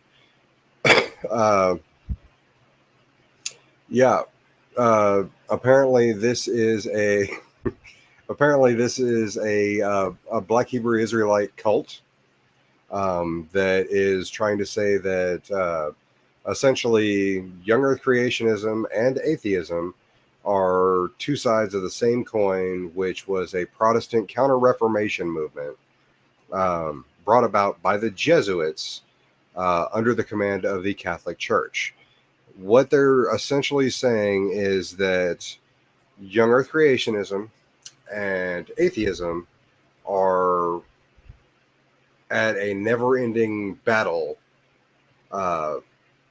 to keep the attention away from the fact that the Jesuits and the Catholics still control most of the world. That's pretty much the entire thing that I can see. Philo, I literally just watched Life of Brian not too long ago. That's fucking hilarious. Fourfold wind consigning to... And yes, that is exactly what I've been trying to explain to G-Man for the last couple of months. He refuses to watch this video specifically because he knows that it's that it fucks his entire argument over. Its power the leader of the host. End quote. It is falsely claimed by many scholars today that Genesis text was taken from the Babylonian account. These claims will be utterly demolished in a later video concerning, quote, creation myths, end quote. But as you will see, this is in reality an academic item created by Jesuit propaganda intended to promote mystery Babalism. It also therefore no surprise that it was after the Babylonian captivity that solar-day creationism begins to emerge in Israel as the dominant interpretation of the Genesis narrative. Yep. But solar-day creationism was not the only thing that emerged after the Babylonian captivity. The Bama houses, translated into English as, quote, the houses of the high places, end quote, along with its non-Levitical ordained clergy, which had been said to be one of the reasons for the fall of Israel and its captivity under the Babylonians, emerged as a new religious institution in Israel called the synagogue. The synagogue institution was rejected by the Jews of the New Testament as, quote, the synagogue of Satan, end quote, and this disagreement is one of the major reasons for the division between the rabbinical Talmudic Jews and the Jews which authored the New Testament documents. Archaeologists have uncovered several of the earliest synagogues ever built in the Middle East, and to the amazement of both Christians and Jews, in the floor of these ancient synagogues are depictions of Baal, the sun god riding across the sky his chariot. And also in the mosaics of these floors, along with depictions of Baal as the sun god in his chariot, transversing the sky, are images of the 7 solar days of creation. In other words, solar day creationism. It is during this same post-Babylonian period of history, when Baal, the sun god of Asherah who was earlier worshipped in the sacred grove, is now being depicted in the floors of the ancient synagogues, along with solar day creationism, that the earliest documentation of solar day creationism emerges in history, along with explanations of its interpretation of Genesis. This... Now, I'm going to pause it right here real quick. Okay, so I've said for a while that Yahweh is an amalgamation of many different Sumerian gods. Okay. I was not aware of Baal, specifically because Baal and Yahweh were at odds in the Bible. But apparently this is what they're trying to claim. However, I do know that Yahweh is a mixture of the Sumerian sun god and the Sumerian volcano god. That is basically when you take the rabbinical scholars out of the picture and you actually look at just standard historical scholars, you can actually see where Judaism spawned from Zoroastrianism, and Zoroastrianism spawned from the Sumerian mythology, which has multiple gods that they've just kind of like crammed together. And I mean, you can literally see that if you actually look that kind of stuff up. Oddly enough, the reason why I ended up looking that up, I'm sure Midnight Goddess right here, pretty sure she can figure it out because she's actually running in my Dungeons and Dragons campaign that we've got going in Discord. I do not run pre-published modules. All of my stuff is homebrew because it's specifically designed around the universe that I literally have built. And in the universe that I have literally built, I've actually done my research, and I mean, I have added essentially heroes that have attained godhood, for extraterrestrials that have that actually sit above the gods. Then you have the primal gods. Then you have the essentially the elder gods, which are the that was kind of taken from like H.P. Lovecraft. It's the Cthulhu's and the Shub-Nigguraths and the Yog-Sothoths and everything like that. And then over and above them, I actually have the primordial titans. So I mean, I've literally I've literally gone through this entire cosmology, and I will fully admit, not all of it's original. I mean, obviously, I've got an entire section in there for H.P. Lovecraft, but I've taken inspiration from as much as I can because I've studied mythology. And that's one thing that G-Man obviously will never understand, because he doesn't understand that kind of stuff. It's basically, for him, it's God. And he was not going to go any deeper than that because it's going to prove him wrong. Meanwhile, I don't have that issue. Let's see here. Ivy Rose, I definitely suggest you try it. I mean, it's definitely fun. Yeah. I've played Dungeons and Dragons since I was 9 years old. It's actually one of the coping mechanisms I have because, unfortunately, I was diagnosed as a sociopath, as well as I do have symptoms of Asperger's. So my emotional comprehension is like really skewed. Most of my emotional responses are canned. Basically, they are. I've spent so long pretending to be other people that I have. I've essentially figured out how to pretend to have the emotions that normal people would have. Okay, it's not a perfect fit, but it's a coping mechanism that I've developed to allow me to be a functioning member of society. Okay, most sociopaths you hear are fucking serial killers and criminals and stuff like that. I'm not. I have a full-time job. I deal with my kids. I have a life. And it doesn't revolve around YouTube. I mean, you can tell from my posting history that I'm fairly sporadic. But that's the entire thing. Is it's one of those. It's one of those things where I can allow myself to pretend to when I'm playing a different character. I literally have to dig into that character. So it's, how is this character going to react if this happens? How is this character going to react if this happens? Is this going to affect my character emotionally? And in those situations, it's given me the ability to be a functioning member of society because I have a general rule that I only play good characters. I don't like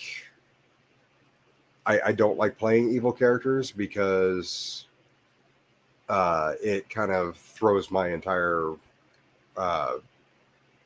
system off.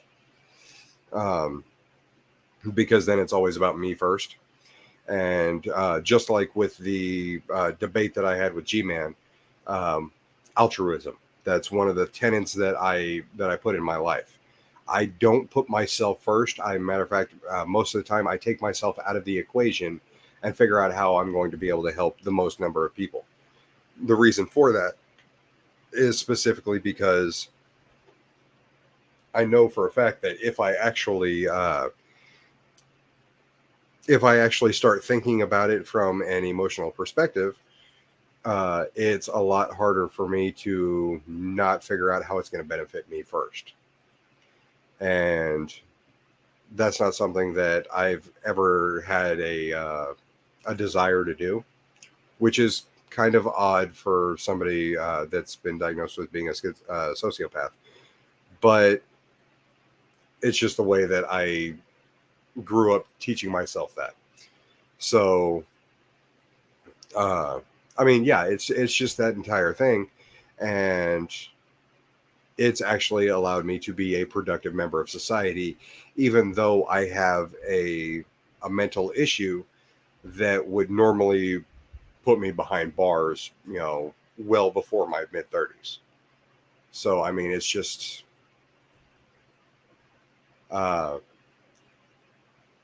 it's definitely an interesting coping mechanism. I've been told by a couple of therapists that it's probably not the best, but it works for me. My youngest son is also showing symptoms of it because he's also on the Asperger's scale, and he's now starting to show signs of now it's antisocial personality disorder. We're working with him on that as well, but we're also I'm also getting him a therapist to see what coping mechanisms work for him.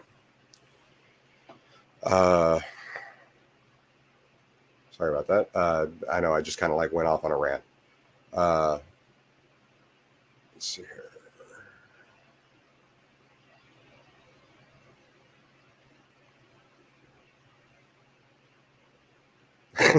Well, yeah, that's you could fill several libraries with the stuff that G-Man doesn't understand. Kind of, yeah. It's I've learned to act like a normal human being. It's annoying to have to put it that way, but that's pretty much the only way that it works for me. Yep, I've literally been playing for the last 25, 26 years now. I mean, when I started playing Dungeons and Dragons, it was with the red box set. Like literally, elf, dwarf, and halfling were character classes. I mean, you could be a human with magic user, cleric, fighter, or rogue, or thief at that point in time, or you could be an elf, a halfling, or a dwarf. So I mean, that's how old my freaking D&D experience is. I was injured in the job, took my old life away. Gaming saved, it definitely does. It will save your mind. Yeah, Ivy. Honestly, if you wanna stop by tomorrow, you can either listen in or, I mean, hell, I can even take up time to draw you up a character if you want to play. That's more than fine.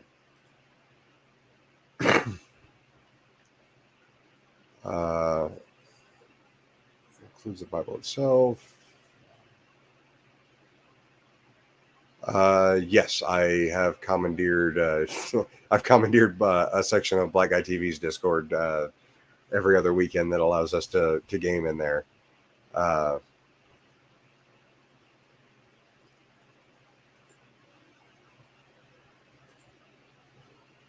I'm assuming you're talking about my coping mechanisms there. It's helped quite a bit. There, from what I understand, it does help with the antisocial personality disorder, as well as if you're somewhere on the Asperger's part of the autism spectrum, because it forces you to pretend to be other people. And generally, when people that have mental illness pretend to be other people, those people don't generally have the same mental illness as they do. So you end up with them essentially trying to teach themselves how to be normal people. And there's an overlap there, and it does help for sometimes.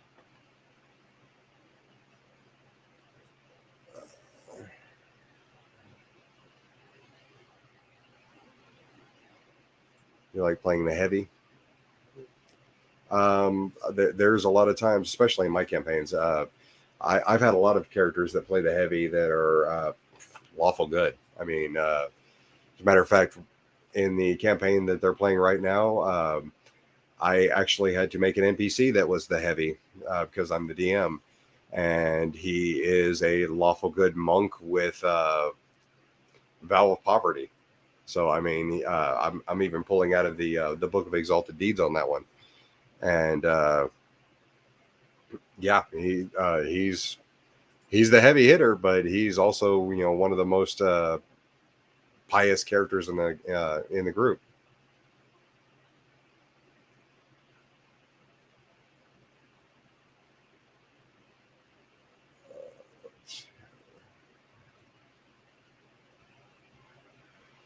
Yeah, I'm not really a big fan of that word either, but it's how about socially acceptable? There we go. Socially acceptable is a much better word than normal.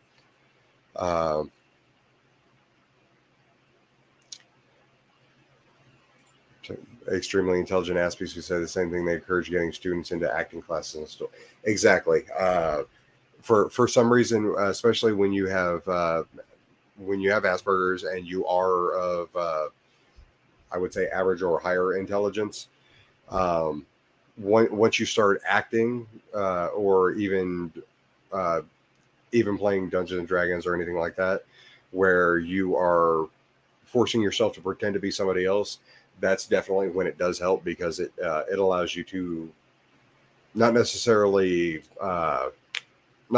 gain the emotions, but at least simulate them, and that's what helps.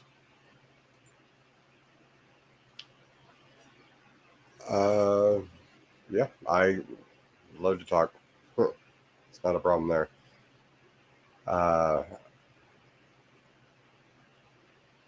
It is. I honestly, I don't know how much or how much more screwed up I would be if I didn't have Dungeons and Dragons to play with. Let's see. I feel like most people, especially kids, and other people, because it makes you put yourself in their shoes. And yeah, actually, I definitely agree. There's definitely a key to empathy that works out like that. Let me rephrase that. Okay, let me hang on a second. Oh shit. Okay.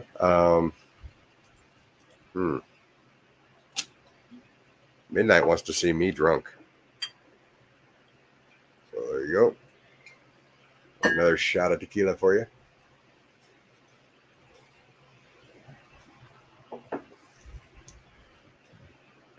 Well, I guess this is definitely going to be a Drunken Monkey review.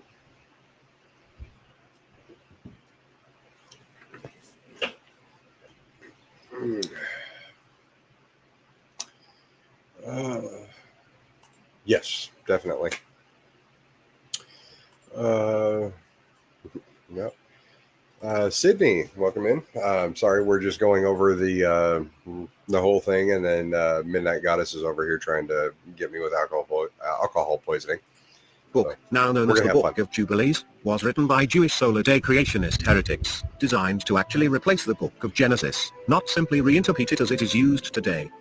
In the recent past, when the problems of Solar Day creationism as the correct interpretation of Genesis are brought up, for example concerning the problem of Cain's wife, the Book of Jubilees was quoted without fail to explain away these contradictions with the actual literal text of Genesis.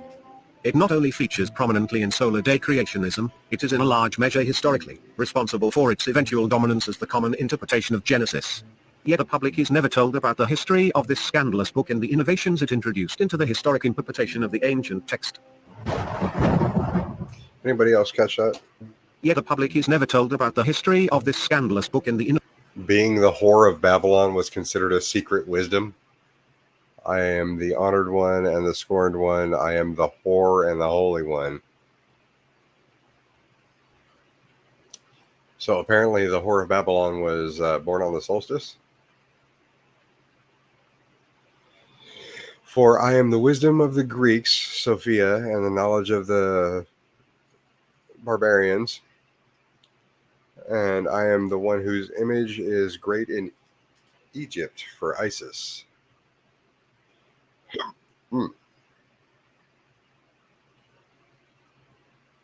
Constantine named his first church Theosophia. Okay. Interesting. Innovations it introduced into the historic. Now it's adding the Book of Jubilees as canon. So I'm assuming. Let me double check that real quick before I stick my foot in my mouth. I've already got enough alcohol in there. Let's see here. Book of Jubilees.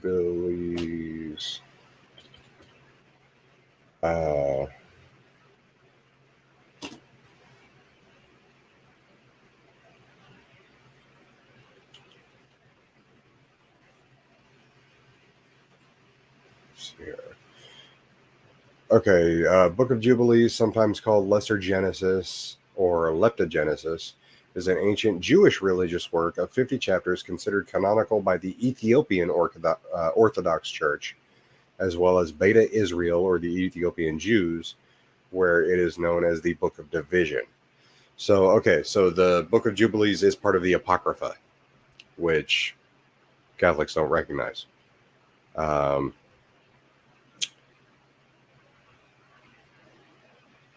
Apparently, it's also part of the pseudepigrapha.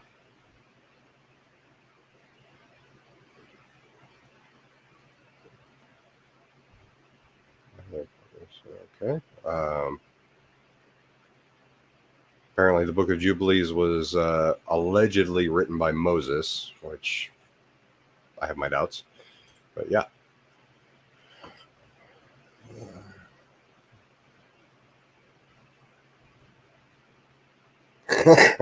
Yeah, that'll be interesting.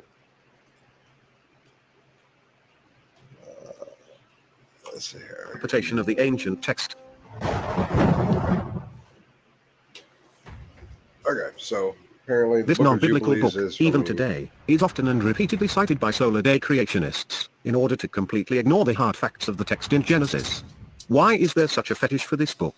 Obviously, because of its role in establishing the reinterpretation of Genesis away from plain facts of its actual text. In fact, the Book of Jubilees was even referred to as the Lesser Genesis, i.e., Leptogenesis. Yep, so in other words, the first Genesis did not say what the people who wrote Leptogenesis wished it to say. They needed another Genesis. A Genesis that placed the solar cycle at the center of creation. And that is precisely what the Book of Jubilees was written to do. If that were not actually bad enough already, these writers attempted to actually replace the actual Book of Genesis with this fraudulent work, claiming it to have been given to Moses prior to the Book of Genesis, despite the fact it was written. Okay, so apparently the guys that are using this as, I guess, evidence of creationism being part of the Jesuit Protestant Counter-Reformation crap, they're showing that the Book of Jubilees is part of the Apocrypha. This is weird. I'm trying to figure out whether they're arguing for the case of Catholicism or they're arguing from completely outside Christianity altogether. Because they're kind of hopping around. During the intertestamental period. Thus to the Jewish heretics promoting the Book of Jubilees, they gave it more importance than even the biblical text of Genesis itself. This information is never given to the public when solar-day creationists cite the Book of Jubilees as justification for their interpretation.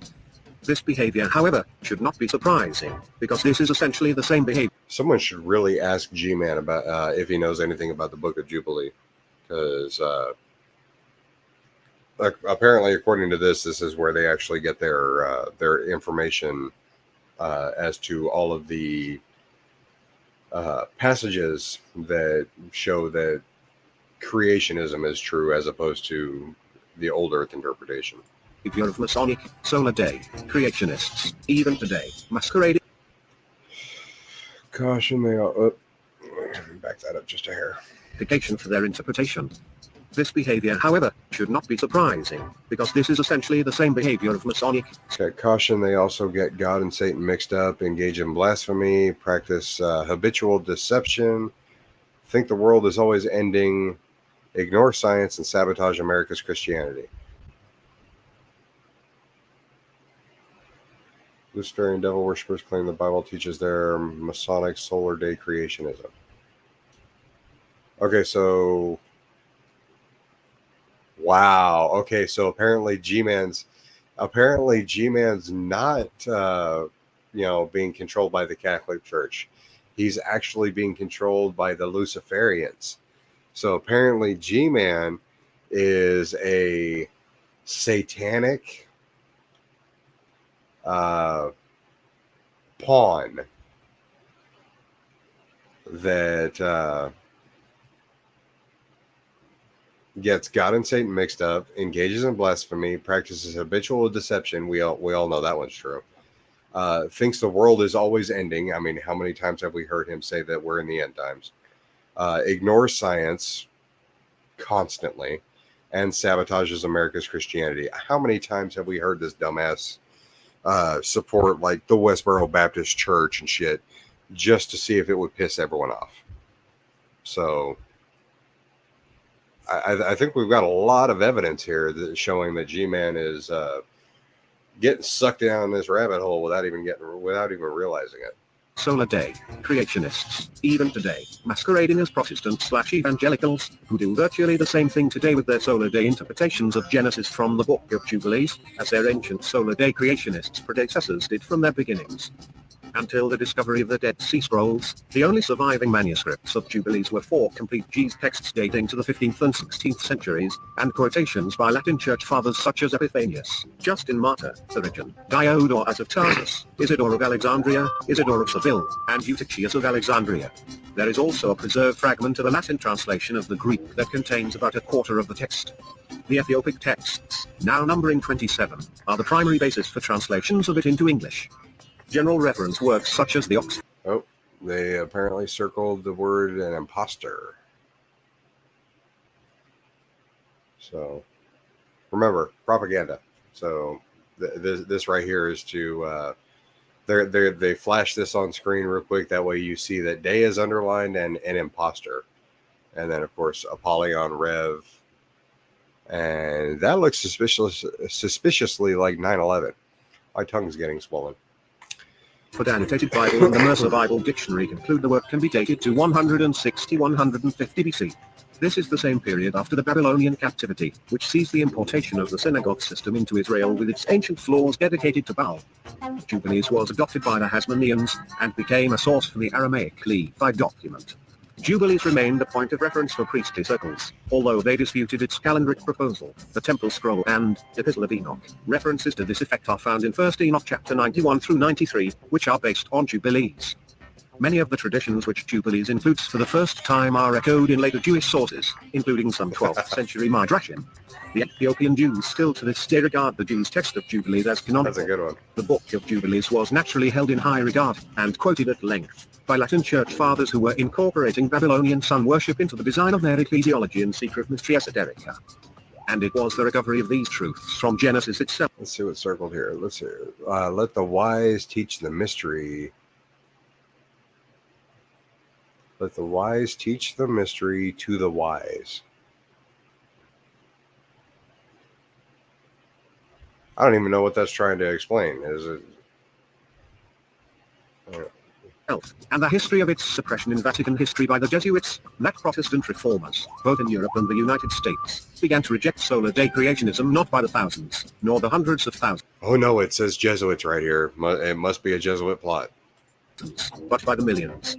This statistical fact was recognized in trial and submitted as evidence during the now infamous Scopes trials, that the number of people who considered the evolutionary interpretation. Reformation Protestants began rejecting solar day creationism by the millions.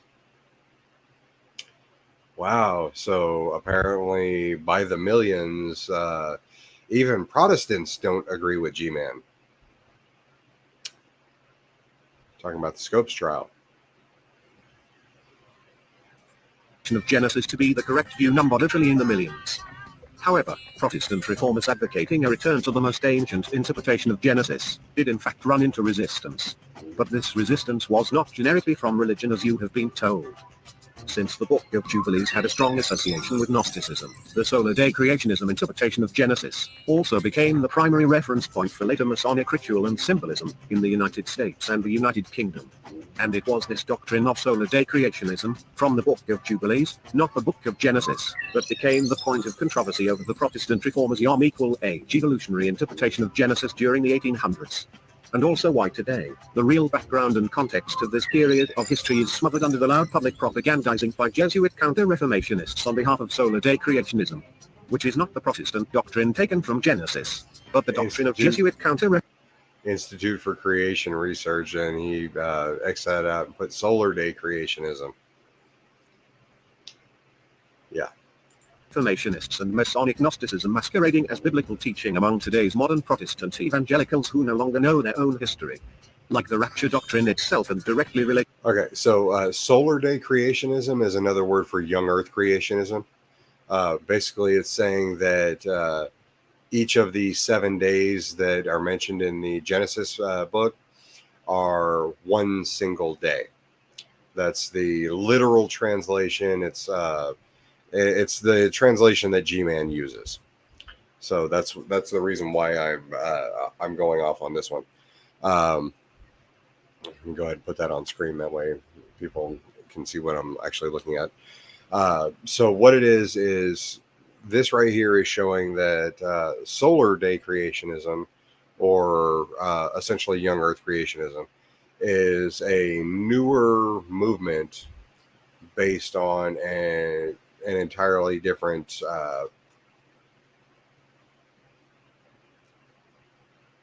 Protestant counter, or Jesuit Protestant counter Reformation, the bullshit gobbledygook that fucking G-Man tries to claim is also responsible for atheism. Okay, the issue is once again we're left with this particular channel's interpretation of it. It's easier for me to just dismiss the entire thing as some weird propaganda video, but we're basically giving them the benefit of the doubt, because G-Man, on the other hand, thinks that this is, let's see here, as quoted, the truth, the whole truth, and nothing but the truth. You know, G-Man, that's the proper use of air quotes. So yeah, that's the reason why we're even entertaining this bullshit, is because G-Man thinks that this channel is serious. And I'm just here to show him that if he thinks this channel is serious, then he's obviously ignoring the giant the giant billboard showing that creationism is the same thing that he thinks atheism is. To it. As you have seen in the video, the truth about the rapture, solar day creationism, is in reality but another deception by Jesuit counter-reformationists and Masonic Luciferians of historic proportion. Think Jesuit counter-reformationists and Masonic Luciferians. So apparently this is done by the Luciferians of the Masonic Lodge, which don't exist, based on the the Jesuit counter-reformationists. Unfortunately, I didn't really tip my hat to G-Man on that one, because I'm not drinking any rum, but bourbon and tequila, on the other hand, makes a pretty good combination, because I am definitely feeling it.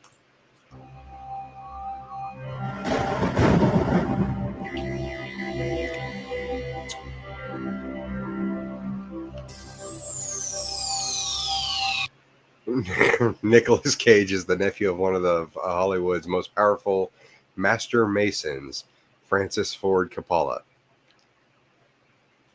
So now they're bringing Nicolas Cage into this, of all people. And National Treasure, yes, of course. And starred in the series of Masonic promotional movies called National Treasures. That is absolutely hilarious.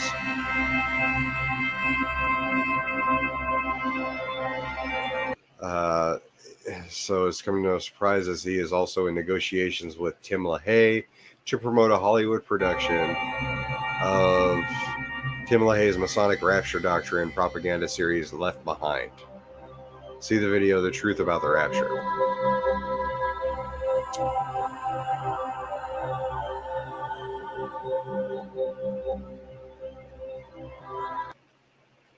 Let's see here. Christian activities have been covering Left Behind for well over a decade due to the quality of the books. Tim LaHaye and Jerry Jenkins comes to Nashville more than once, and Christian activities covered their book signings. Then the movies were made and featured a lot of Nashville musicians, both in the soundtrack and in the first movie. Christian activities was on hand for the tour when actor Kirk Cameron and most of the musicians appeared in Nashville. It is fitting that on our 20th anniversary, we are once again covering Left Behind as Academy Award winner Nicolas Cage is in negotiations to take the movies mainstream. That's hilarious. Yes, so apparently Nick Cage is Illuminati. Ooh, Alibis is in here. How are you doing?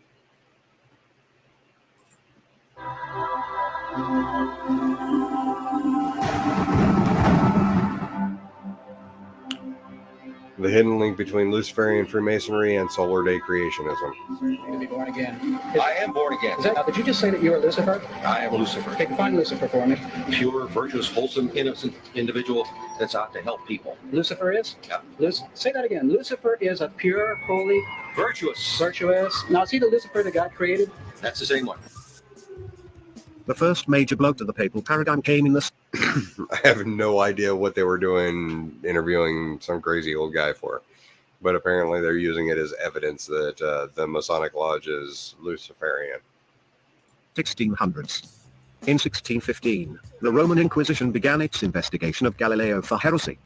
Galileo defended his views in a writing entitled Dialogue Concerning the Two Chief World Systems, which appeared to attack Pope Urban VIII and thus alienated him from the papacy and the Jesuits.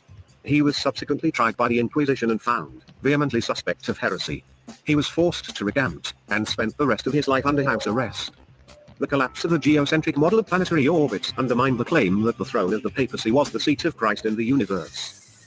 It was after the emergence of the heliocentric solar system that much of modern Freemasonry Galileo is the one that created the heliocentric model. So was developed. The sun not only served as the center of the solar system in Freemasonry, but in keeping with Roman Nicolaitanism from Cerinthus, the sun also served as the synthesis of all solar deities found throughout the ancient pagan Roman Empire, and in Christian Europe. some more of the Whore of Babylon stuff. Under the new title of Jesus Christ. Following the emphasis of Babylonian theology on the creative role of the sun deity in creation, Solar Day creationism in the Masonic model of Christianity became a prominent feature of esoteric sacred geometry and Masonic.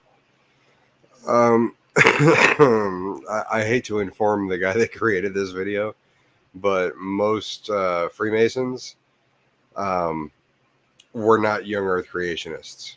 I can attest to that myself. Most of them were fully aware that the world was much older than 6,000 years. Most of them took science to a fairly literal degree. And this right here is definitely telling me that this dude has probably maybe managed to take a picture of a Masonic lodge. I guarantee you he's never been actually inside the front door of one. Hello. Going to be soaking in a bath for a bit, but listening. Okay. Masonic ritual. And while Protestant reformers in Western Europe saw the Equal Age interpretation of Genesis being more accurate both to the text and modern science, it was Freemasonry, not religion, that now had a problem. A creation paradigm that relegated the role of the solar cycle to a minor place 70% already through the creation process did to Freemasonry symbolism what the heliocentric solar system model had done hundreds of years earlier to the papacy. It undercut one of the most prominent and important primary symbolisms in Freemason esoterica. Instead of Solar Day creationism's sacred geometry, now being seen as an ancient secret wisdom in the exclusive possession of one of the most prominent and important. Okay. So apparently the person that created this video thinks that the Vatican was showing the geocentric model, which shows as Earth as being the center of the universe. But yet creationists as being the heliocentric model. Am I getting this right? I hope I'm not. I really hope I'm mistaken on this. But this is just weird if that's the case, because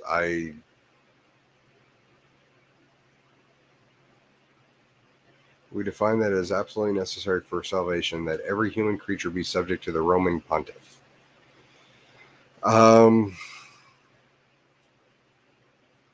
No, I'm fairly certain that the Catholic Church, I mean, they kind of have it as a standing order not to go against science. That way they can just kind of like hand wave stuff away and dismiss stuff as, like, well, yeah, the science says it, therefore it's true, and we don't have to worry about defending it from our God. I'm fairly certain that the Vatican would have adopted the heliocentric model before young Earth creationists would have. A very good example of that is if you've ever heard of Nathan Thompson, who happens to be a young Earth creationist, who also happens to be a flat earther, who also happens to believe the geocentric model. He was on a debate not too far back with G-Man defending evolution, but they were up against Fight the Flat Earth and Standing for Truth, I want to say, something like that. Anyways, it was basically two flat Earth debunkers that decided they were going to go ahead and give evolution a try.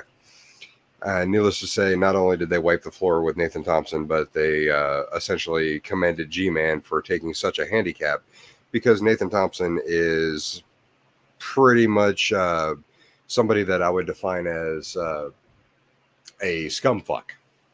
Easiest way to explain him. He is not only a flat earther, but he is also a young Earth creationist, and he's also a vegan. That is under the assumption that feeding his dog vegan dog food is a good thing. And if you guys know anything about my channel, that's literally my trifecta. Nathan Thompson is the scum of the earth. He is absolute dog shit. He abuses his animals, and I have zero fucking respect for him. I will never engage with him, because if I do, it'll turn into a shouting match, because I will literally just start tearing into him the first time I talk to him. It's not a great thing. Primary symbolisms in Freemason esoterica. Instead of solar day creationism's sacred geometry, now being seen as an ancient secret wisdom in the exclusive possession of Masonic initiates, it was coming to be viewed as nothing more than another antiquated superstition along with Rome's geocentric model of planetary orbits. Seen as an ancient secret wisdom in...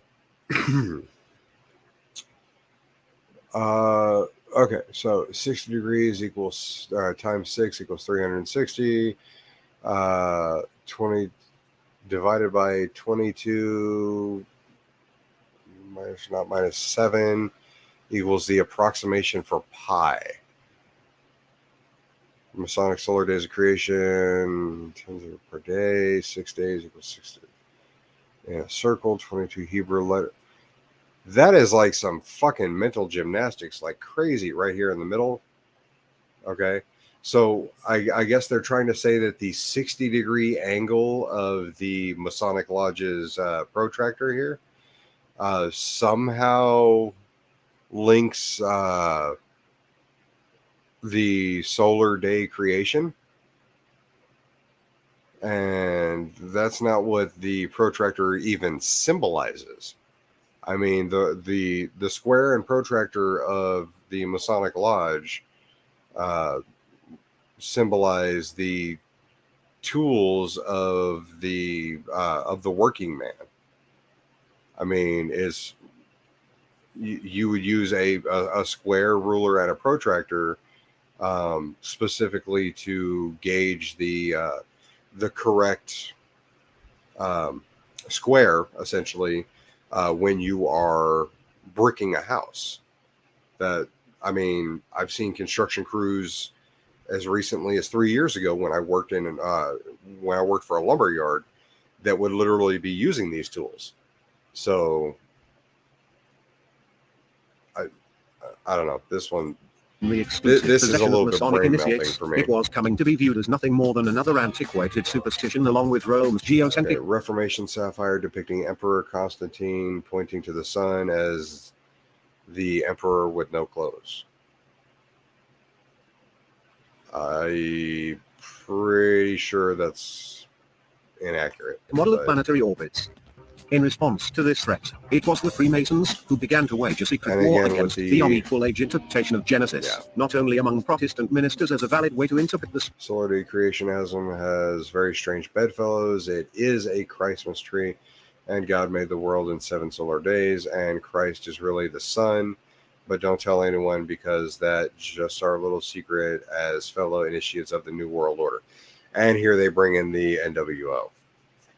I swear to God, G-Man, you really need to talk to Vaughn on this one, because the New World Order and all this other crap, that's right up his alley. scriptures, but among scientists as well, fighting the actual science of evolution itself.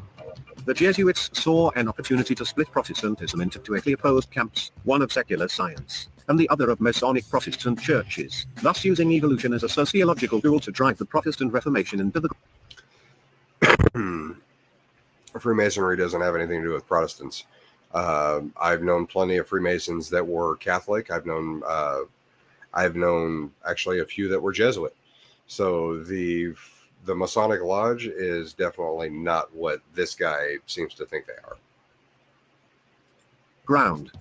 And yes, I agree. You can easily tell G-Man's never actually watched this. You would expect him to be able to take directions, especially since one of the very first things that it showed on his on the video that he was watching was literally watch all 3 of these. But it is what it is. Despite the fact that Lamarck himself had been a Jesuit, the vast body of Jesuits were as opposed to the unequal age interpretation of Genesis as were the Freemasons, and cooperatively worked with the Freemasons to destroy the credibility and influence of Protestant reformers developed. Lamarck. Now I remember who that is. Lamarckian evolution. If anybody's ever heard of that term before. Lamarck was a scientist that was kind of a contemporary of Darwin, but he had a weird thing that he was a creationist. He was dead set on trying to figure out a way to separate humans from all the other animals. And it kind of backfired, which is the reason why Darwin's theory actually worked a lot better. In both the science and theology of evolution in the 1800s.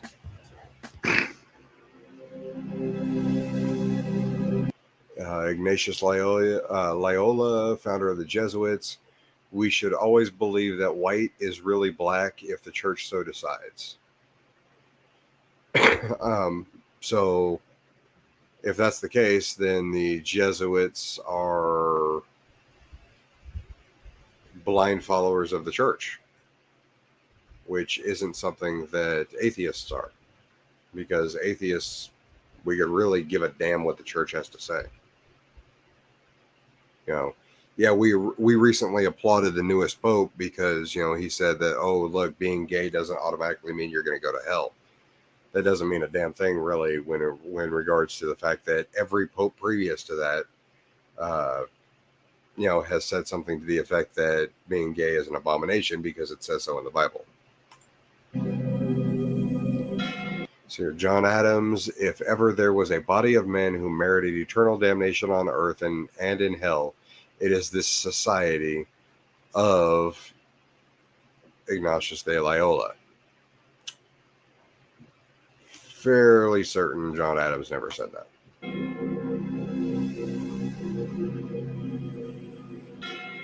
James Parton, American historian and biographer. If you trace up Masonry through all its orders till you come to the grand tip-top head mason of the world, you will discover that the dread individual and the chief of the Society of Jesus are one and the same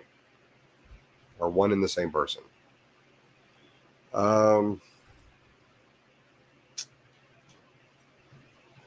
No, not really.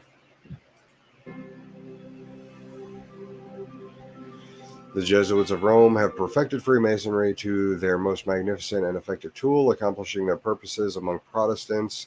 The Grand Design Exposed, John Daniel, Middleton, Idaho, CHJ Publishing, 1999. And of course, it leaves it nice and blurry. That way you can't even read the actual passage. You've been taught to insidiously plant the seeds of jealousy and hatred between communities, provinces, and states that were at peace and incite them to deeds of blood, involving them in a war with each other, and to create revolutions and civil wars in countries that were independent and prosperous, cultivating the arts and the sciences and enjoying the blessings of peace. To take sides with the combatants and to act secretly in concert with your brother Jesuit, who might be engaged on the other side, but openly opposed to that with which you might be connected. Only that the church might be garnered in the end, in the conditions fixed in the treaties for peace, and the end that the end justifies the means. Library of Congress, catalog card number 66-43354. The Jesuit Order, Society of Jesuits. I don't really see an exact date on there. That doesn't really say a whole lot about atheism or creationism.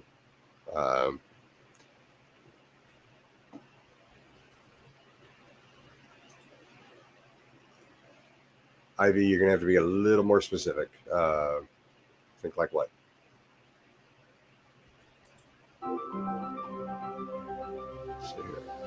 Okay, some random white guy. Okay, Jesuit trained evangelical leader President Norman L. Geisler's role in destroying evangelical Christianity in America. January 1st, 2008, Norman L. Geisler was a co-founder and president of Southern Evangelical Seminary, a long member and president of the Evangelical Theological Society, founder and president of the Evangelical Philosophical Society, and has been a very influential leader in evangelical circles. He has written around 70 books and numerous periodicals over many years as an evangelical. Geisler has zealously defended his view of orthodoxy against the heretics, cultists, and skeptics, so that he was known as Stormin' Norman. What we wish to know about Stormin' Norman is whether he really has been a consistent evangelical, or if he has actually succeeded in being a major player in destroying evangelical Protestantism. Okay, so they obviously are. Somehow Geisler ignores all the heresies of the Roman Catholic Church and his own statements of faith to embrace the Pope as a brother in Christ that every Christian should respect in his office. Geisler has shown by these statements on his own website that he really rejects biblical Christianity for a compromise with a blasphemous, contradictory system of oppression and superstition. Rick Friedrich.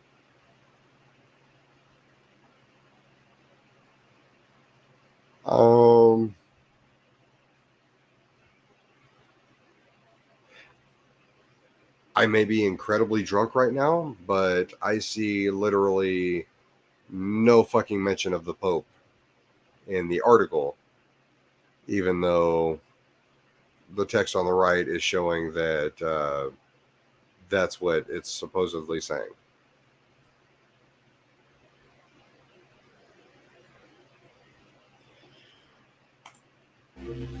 Carrying on. It's the Jesuit order's objective was and is still to destroy the effects of the Reformation and to reestablish the Holy Roman Empire of the Germany nation. A greater Germany, in other words, must be made again the center of a revised Holy Roman Empire. Leo H. Lehman, 1942, American historian, Beyond the Dictators. Wow. Okay, so this one is claiming that the Nazi Party, essentially, or the German Nazis are set about to reestablish the Holy Roman Empire. I mean, that's probably a little bit, just a smidge more believable than anything else here, because the quote was done in 1942. The Nazi Party was predominantly Catholic. I could see that, but not really. Especially not with, the top up here where it's the Jesuit order's objective. Yeah, just a little bit. I mean, it's outdated.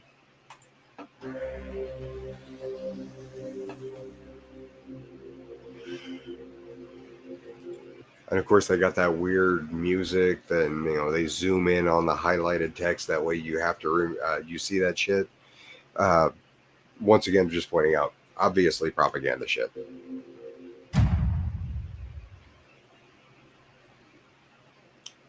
The Jesuit journal entitled La Civiltà Cattolica, which is Italian for Catholic civilization, routinely denounced evolutionary science as fictitious and its theology as heretical in its articles. And it was the Jesuit... Oh. Political power of the early Nazis was actually Protestants from Bavaria, so yeah, nah. Okay, that I didn't know. I did not get very far into the Nazi Party. The entire thing about Nazis that I recall was the Gott mit uns on the belt buckles. Statistically speaking, they were predominantly Catholic. Like, as in breaking down the numbers.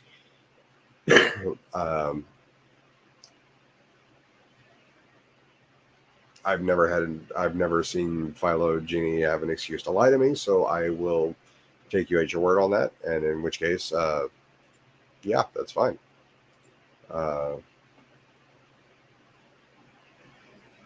14 Jesuits were recognized by Israel as a savior. Okay, so there we go. Jesuits working collaboratively with the Freemasons in both England, Germany and the United States that an assault was launched against it in the mid-20th century.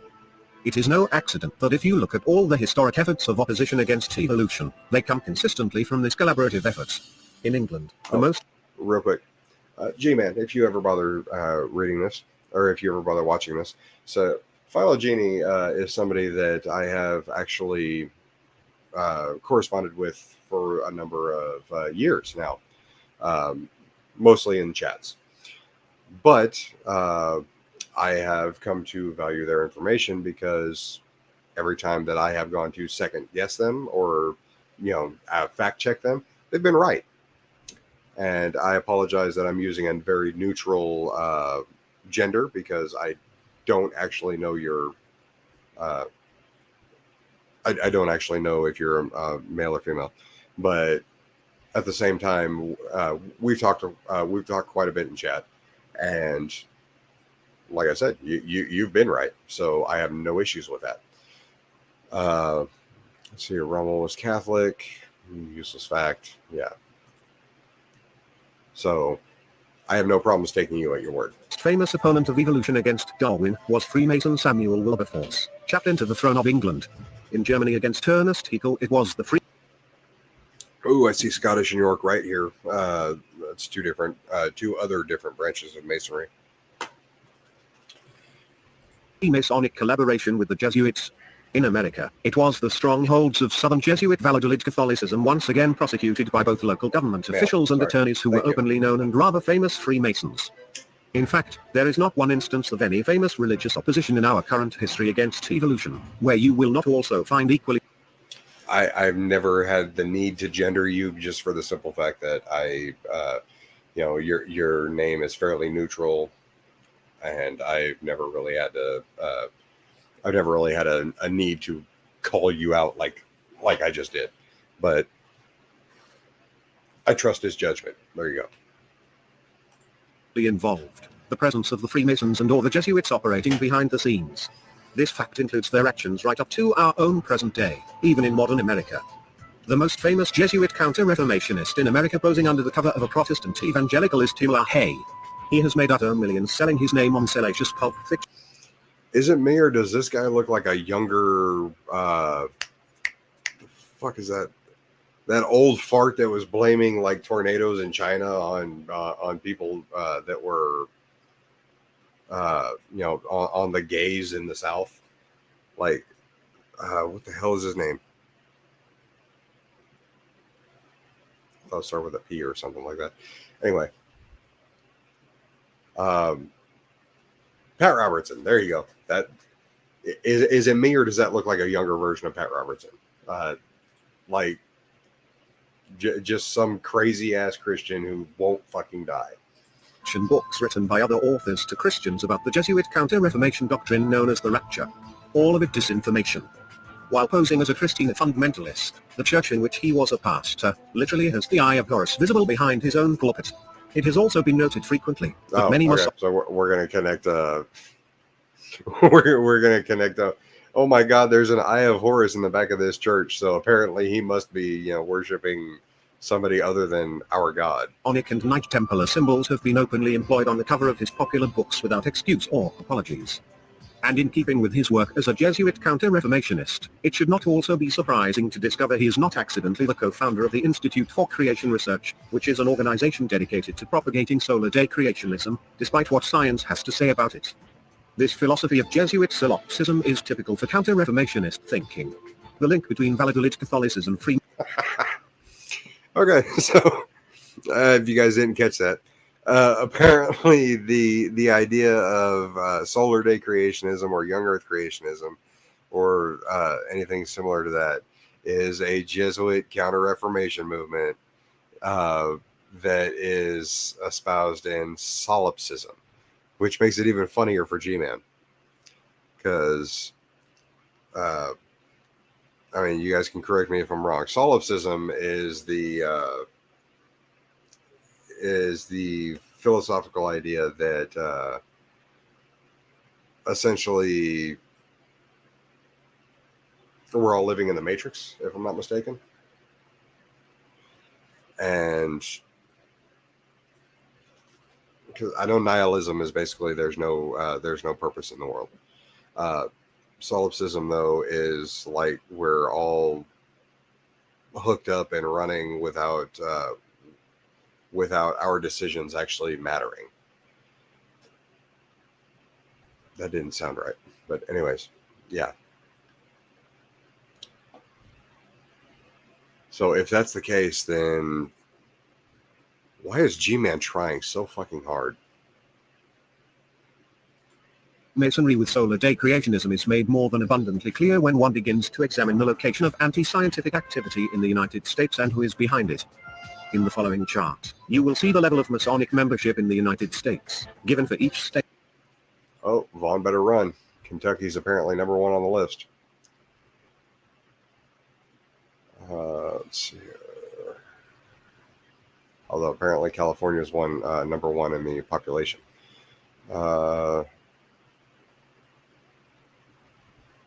Jesus. Oklahoma's not that far down on the list. 8. In relation to the general population. Okay, so it's the brain in the jar thing. So, yeah. Brain in a vat, you're essentially hooked up to essentially the Matrix or a,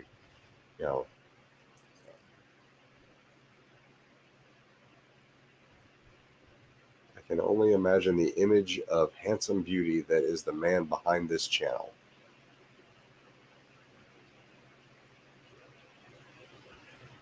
I will have no problems admitting that I am just slightly too drunk to understand that comment. They are ranked from the states which have the highest level of Masonic activity in the country to those which have the lowest. This ranking is shown from top to bottom. Whoa, I just saw something. Are they, do I see what, is there, okay, District of Columbia. I was about to say, because I'm sitting here looking at this list and I see 1 in 51. So, sorry, anyway. Next you will see those states which have the highest level of Masonic membership in America shown at the top of the chart, shaded to indicate the top half of the country. In the non-shaded area, you will see those states which have the lowest level of Masonic membership in America. Next you will be shown those states in America where laws have been passed which either forbid science teachers from teaching about evolution, or require them to give equal time to solar day creationism. These states will be highlighted in red. As you can see from this chart, in complete consistency with what is being shown to you in this video, 8 out of 9 states in America where the government is being used to enforce or protect solar day creationism comes directly from states which have the highest Masonic membership in America. Yeah, the only problem is I see number 1, number 4, and then it jumps all the way down to number 14 for 1, 2, 3, 4, 5 of them. And then Texas, which is actually at the bottom of the list that he's trying to highlight here. So that's not much of a correlation. I mean, there's 9 states in total that are still defending the bullshit creationism versus as a science thing.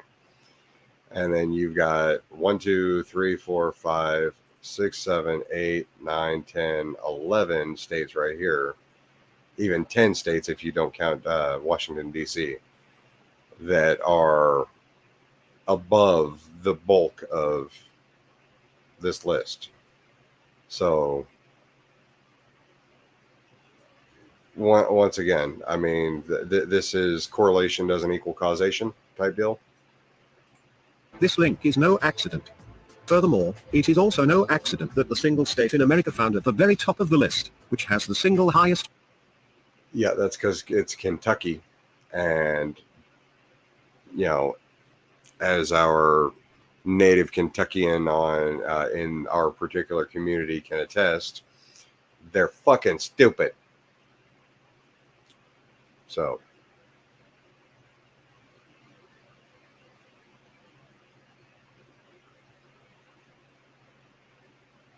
Exactly. So correlation doesn't equal causation, especially if there isn't a correlation. I mean, this list might as well say, you know, that the beach sales or something like that of ice cream are linked with the temperature. I mean, actually no, because that would be a better correlation than this shit.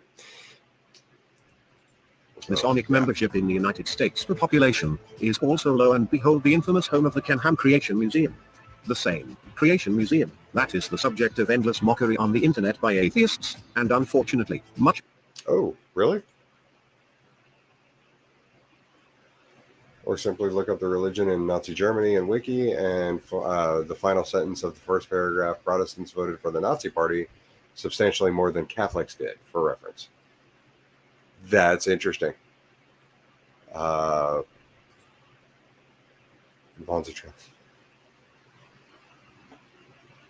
Okay, hold on. Let's see what we've got here.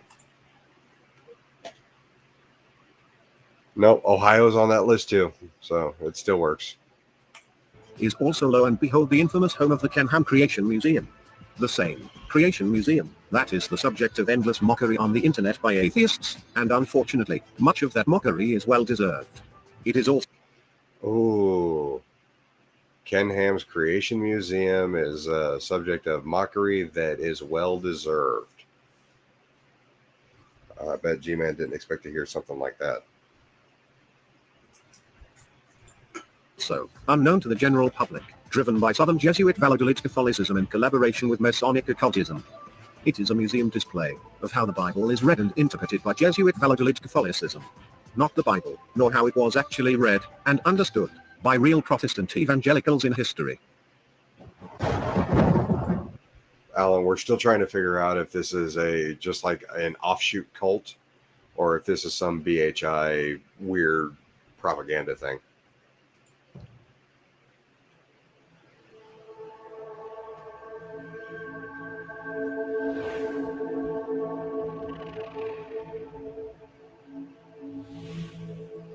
Religious differences on the question of evolution. Percentage of people that agree that evolution is the best explanation for the origin of human life on Earth. 81% Buddhist, 80% Hindu, 77% Jewish, 72% unaffiliated. Then you got Catholic, Orthodox, mainline Protestant, which is over 51%. Then you got historical Black Protestant, evangelical Protestant, and then it just dips from there.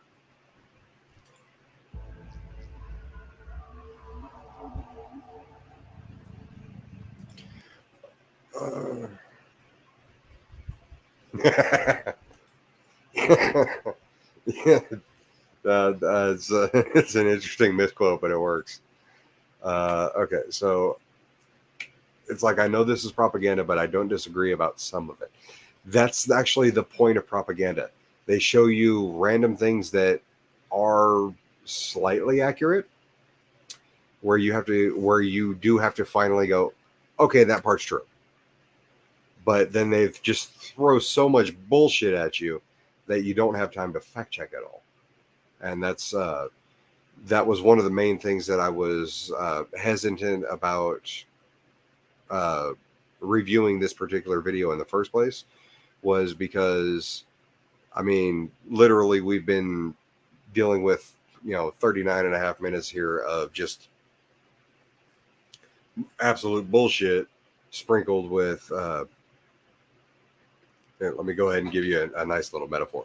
This is a giant 40-minute pot of bullshit chili, and there's a couple of beans of truth in there.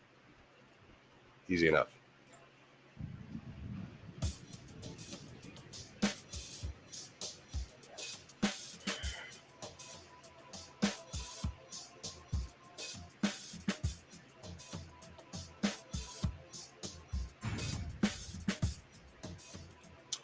And then this turns into... There you go. Next video, apparently they try and figure out how to blame it on Luciferian occultism. It's all kinds of weird. Crap, I was wanting to leave it on that.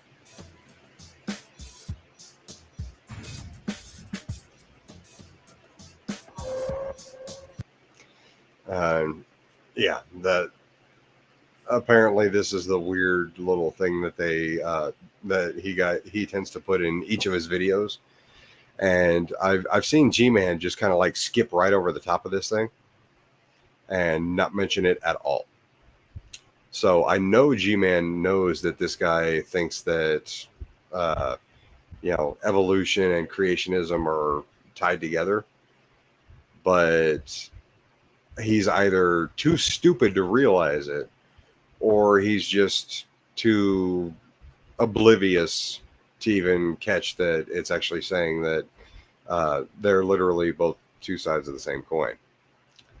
So, once again, using G-Man's own arguments against him, because he never pays attention to him, I'm fairly confident that even my drunk monkey ass has managed to prove him wrong.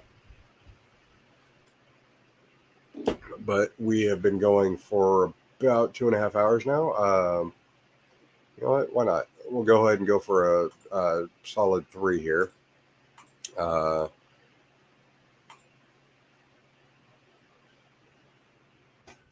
will go ahead and drop the link. If anybody wants to pop in and show, give their 2 cents on this pile of garbage that we've just wandered into, I have no problems with that. Otherwise, we can. It is definitely confirmation bias, obviously, especially in G-Man's case, because obviously he's looking for the things that he agrees with, and that's about it.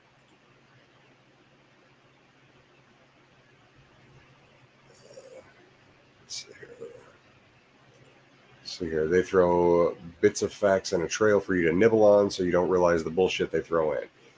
Exactly. This is essentially like a used car salesman tactic. I mean, they're going to show you all of the good things about it, or the things that you might believe in, without showing you the weird shit that comes with it. And then they're just going to kind of like throw that at you to where you just kind of have to agree with it. And that's one of the reasons why I love watching propaganda videos, especially when I know they are, is because it makes it so much easier to identify. And let's see here. Double check something real quick. Oh, we're still good there. So,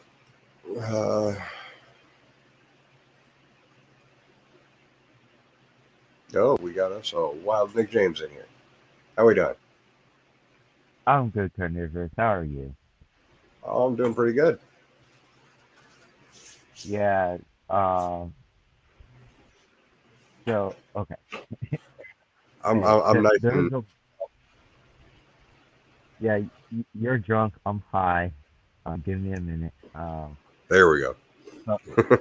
Uh, okay. So this whole channel, this proves G-Man, but okay. What the fuck? Like, wait. So the one thing that was sticking with me was the Book of Jubilees. I went to ask G-Man if he read it. Come on, you know he hasn't read it. Oh, I know damn well that G-Man hasn't read the Book of Jubilee. It's part of the Apocrypha. He completely denounces it, and he doesn't understand that every reference to young Earth creationism in the Bible that he has to defend literally references the Book of Jubilee.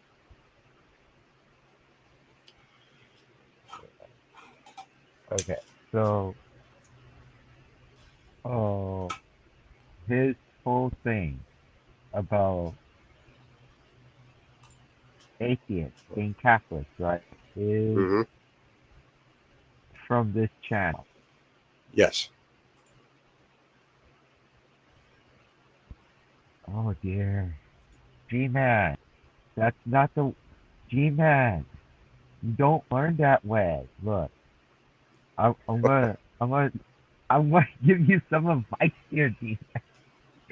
You can learn something from a video, but you gotta know how to distinguish what you are Yes. learning from good, from bad information. And if it's one video and you can't find no other video and it's just talking nonsense like this, probably not a good thing to learn from it, G-Man. I'm just saying.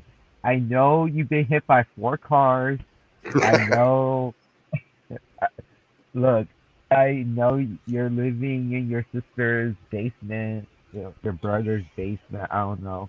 You're having dreams about Mrs. Parker's husband trying to take him away. Dreams about the 2 that should not be named. Oh, I don't have a contract video against him. Go for it. I don't know what the fudge is. G-Man, are you good, man? I don't know. Look, everybody, I'm high. Give Carnivorous a like for drunk and a high person because G-Man just broke me. Like, I don't know. I don't know how, but he breaks me. By the way, I am not a Catholic anymore. Just to make sure something is known, I come from a Catholic background. Yeah. So I was Catholic, Protestant, and then I went into being I guess one would say Gnostic and then atheist. That's like my more. I'm not practicing Catholicism. I don't know what the fuck I think like we are doing secretly.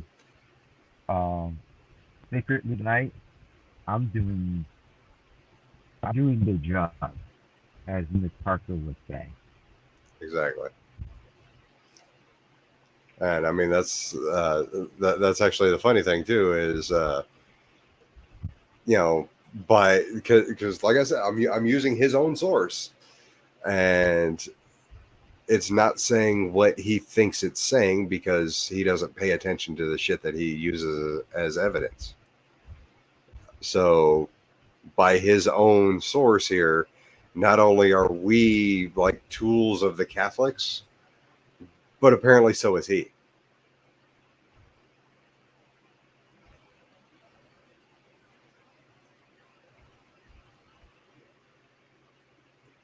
And that's what actually makes this entire site so funny, is because he seems to think that this is his like catch-all for destroying atheism. And he's missing this like gigantic piece of the puzzle that basically says that creationism is actually even stupider. Okay. I just realized I was muted. Yeah, go ahead. Oh, so I was saying, when you were bringing up that this proves him, destroy his. Sorry, as I said, people, I am inebriated. Also, G-Man, he likes to tell him himself and also show his stupidity by his evidence and stuff. Yeah. I don't know if anybody caught one thing he said about hitting on Mr. Parker, but he brought up child support, and he knows from experience and a woman's scorn. Those were interesting things that he brought up, kind of telling on himself. And it's the same thing with this channel. Like, you go on and Gina hopes you're not going to like watch these videos. You watch these videos and you're like, G-Man, like, have you not seen these things? But then again, being quite honest, I think G-Man,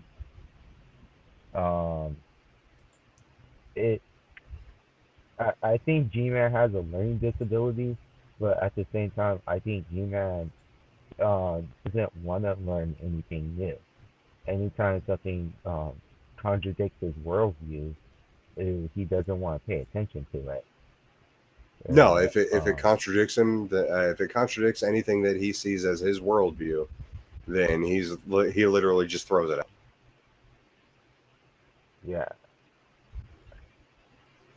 Oh, we got a Mandy Momo in the chat. How you doing? Hi, Mandy.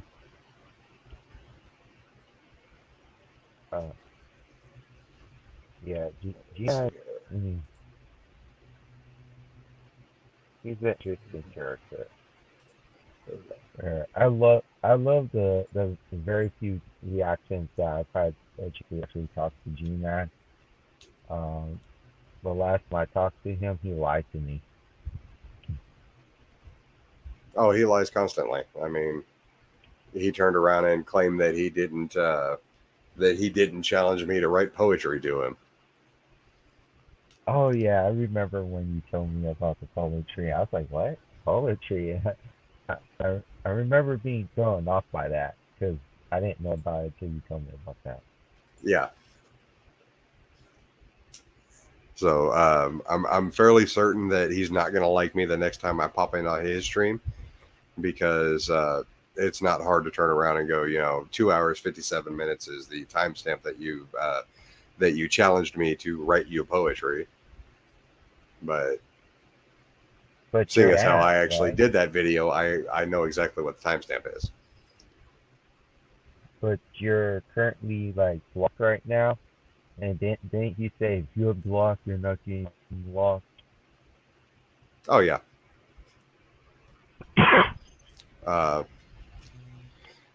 Actually, no, I think I escaped the last time before he blocked me. But I'm fairly certain that I'm going to get blocked the next time I pop in. So.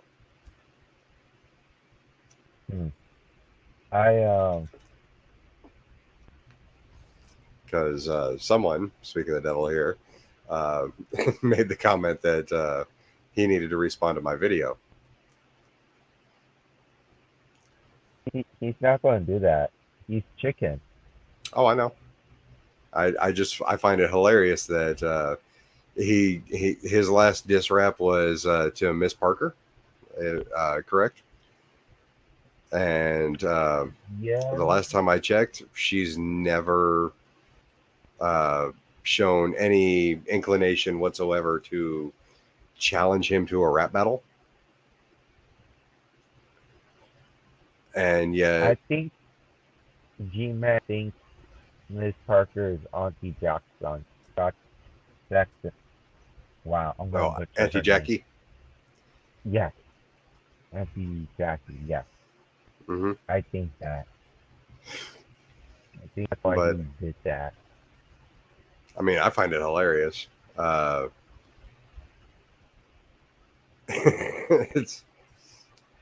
It's definitely interesting, though, that he's going to confront Miss Parker, of all people, as opposed to, you know, Todd, who not only did his rap battle by G-Man's rules, but actually created a custom piece of music for him.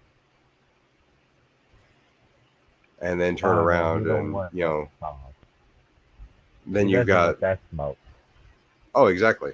But then you've got, you know, also Lubis, who, you know, did his own diss rap. And then you've got me, who he's been challenging to a diss rap for years. I mean, literally over, I'd say almost 2 years now. And finally challenges me to write poetry to him. And I have that done in less than a week. And yet, suddenly I'm not worth his time. Look, I hate to say it. You probably hurt his feces with poetry. He was probably crying in his room, in the corner. His sister probably walked in on him. I was like, Gary, get the fuck out the house right now. Stop this bitching. I'm sure you hurt his feces with it. So, because you question his intelligence more than once.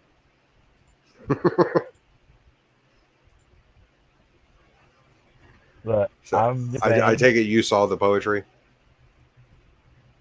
Yeah, remember you before you posted the thing, you showed me it. I read it, and then you posted it, and you have the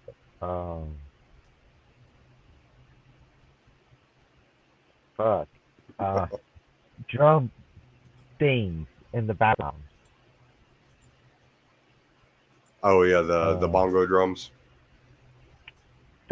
That's the word I was looking for. I'm high, folks. Don't ever try to be this high at night talking about G-Man. It will hurt your brain. I still can't decide on whether my favorite line is "You're as bright as a black hole and twice as dense," or "But you, G-Man, are the reasons we have directions on shampoo."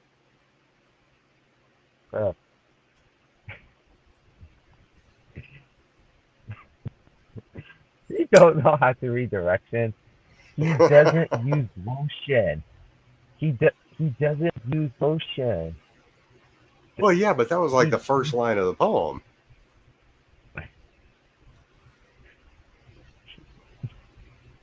He doesn't use. He has UTIs.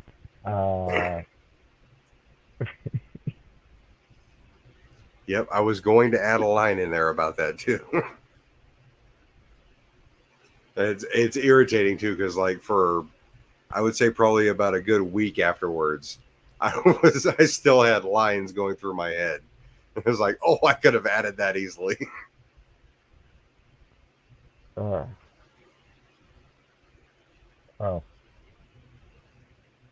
But so I don't know. I had some fun tonight. I find I find proving G-Man wrong is always a very relaxing pastime for me.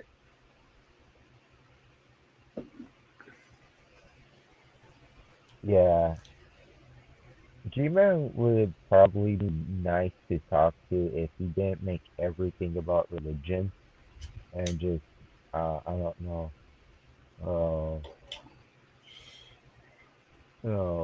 learn to fucking listen. And but then again, I'm probably giving the man too much credit. So that's the problem with G-Man is it seems like every time, even if you try and segue off, because I mean I've done that a number of times on his streams, where you try and get him away from religion, and somehow it still comes back to some kind of religion. And it's not always about his Christianity, but it's like hell, the very first time I actually engaged with him openly was the debate that I had with him on Modern Day Debate. Okay, I flat out told him it was like I don't have any hard feelings against G-Man. It's I didn't consider this a debate because we didn't really have, or there weren't really opposing sides. It was basically just us presenting our points of view. But if G-Man ever felt like coming down here, I've got a steak in the fridge, waiting for him if he wants it. And he popped off with this thing about but because I'm an atheist, I'd probably poison him. It's like, really? I mean, fuck! I just offered to cook you a steak. I mean, it's not like I'm offering to move you into my house or anything. Fuck. Oh yeah, that's that. I always find weird about G-Man. Anytime I listen to him and he goes into atheists wanting to kill him type bullshit, it's like, yeah, that's like, okay, you're not going to convince me of a god talking like this. Exactly, and that's something that he doesn't realize. I just find it because I'm surrounded by Christians, and I'm not. I don't want to kill anyone. I don't know where G-Man gets that shit at. When they start bringing up the whole God stuff, do I want to get away? Yeah. Do they all know that I'm atheist? No. So that's actually a good thing. Ivy Rose just brought up. It's that's why listening into him talk to Miss Parker was so interesting. I mean, if you've heard him talk to me recently, he seems to always bring up that whole the fact that I'm poly and I've got 4 girlfriends. When I told him that the last time, it's like I broke his brain. I found it absolutely hilarious. I definitely suggest watching that part, because he was still stuck on the whole me sleeping with another man's wife, even though literally it's my best friend and his wife that live in my fucking house. I turned around and told him, it's like, no, actually, I've got 4 of them. And you could tell, like, he stopped just dead, like dead. Why the hell do you need 4 of them? Oh, G-Man was trying to blackmail Mrs. Parker by exposing that she's poly. And okay, my understanding, their ex-girlfriend was upset because they broke up with her. That's my understanding of the situation. Yeah, and that's pretty much the issue. G-Man. And G-Man went about doing the same thing that he always does, which is blackmail, because that's what a Christian does. Mm-hmm. Oh, Ivy, you brought up another thing right there. You notice how he suddenly stopped talking about R and Raw? The reason for that is because if he were to ever mention R and Raw with this new angle that he's going with, that atheists only attack Protestant Christians, he'd be made a fool out of because Aaron Ra actively is currently reading the Quran with ex-Muslims. So yeah, that's actually something that that G-Man is hoping that people will not notice.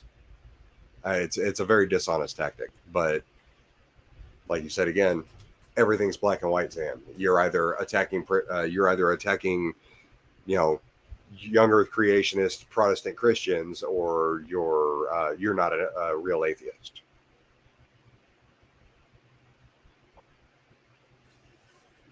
Yeah, I don't. I know it's G-Man, but I don't quite understand what he means by there's no such thing as a real atheist. Like, that's his. That's his Romans 1 argument. It's basically God has inscribed his word on the hearts of all humans. Therefore, no human whatsoever is without excuse for not believing in him. And he thinks that because he takes the Bible literally as ultimate law, then there's no such thing as an actual atheist. Even though that can easily be proven with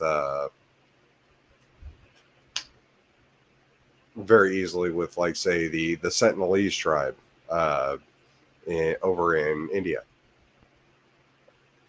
Well, G-Man that likes to take the Bible literally should remember, I forgot where in the Bible it says it goes down the list of things that the Lord hates, and one of those things is a lying tongue. Yep. So, and I mean, like, people, especially G-Man's biggest simp that just recently left YouTube because G-Man was deleting his videos, is back on YouTube.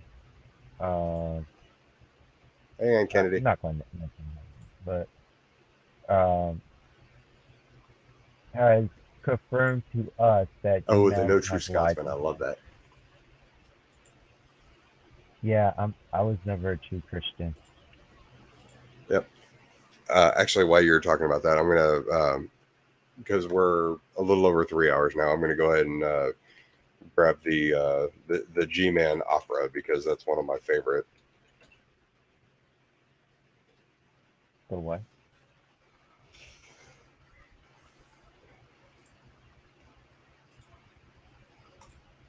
Oh, it's just grab a video to play us out, basically. But yeah, like I said, we're a little over 3 hours now. That's about where I was wanting to cut it. I'll go ahead and hop into the Discord here in a little while. I don't have my own Discord yet. I'm just using Black Eye TV's. But I will go ahead and play you guys out with the very fun. And? Let's see here. No. Audacity? There we go. It is G-Man, the motherfucking opera. And throw that up there. Oh, this one.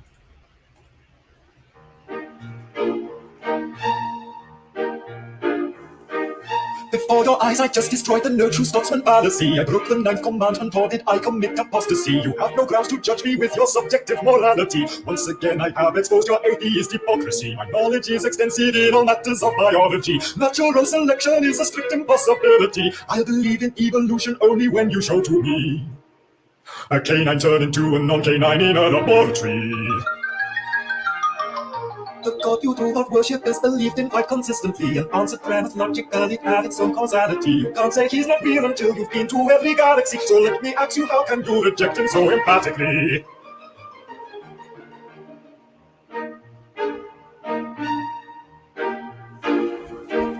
I'm preaching to the choir with my stupid fucking ministry, refuting your assertions of the Bible's inconsistency. I talk a load of fucking shit about biblical slavery, and underneath the carpet I sweep anything unsavory. I declare a war of right buns of Eve specifically. She's feeding you a bunch of number 2 in actuality. I suck the cock of breaking and the pussy of Shani is me, while Veckel's dick is pommeling my arsehole continuously. Before your eyes I just destroyed the no true Scotsman fallacy. I broke the 9th commandment, or did I commit apostasy? Read your Bible and do what it says, and you'll be just like me, the winner of the jackpot in the fucking Drunken lottery. Read your Bible and do what it says, and you'll be just like me, the winner of the jackpot in the fucking Drunken lottery.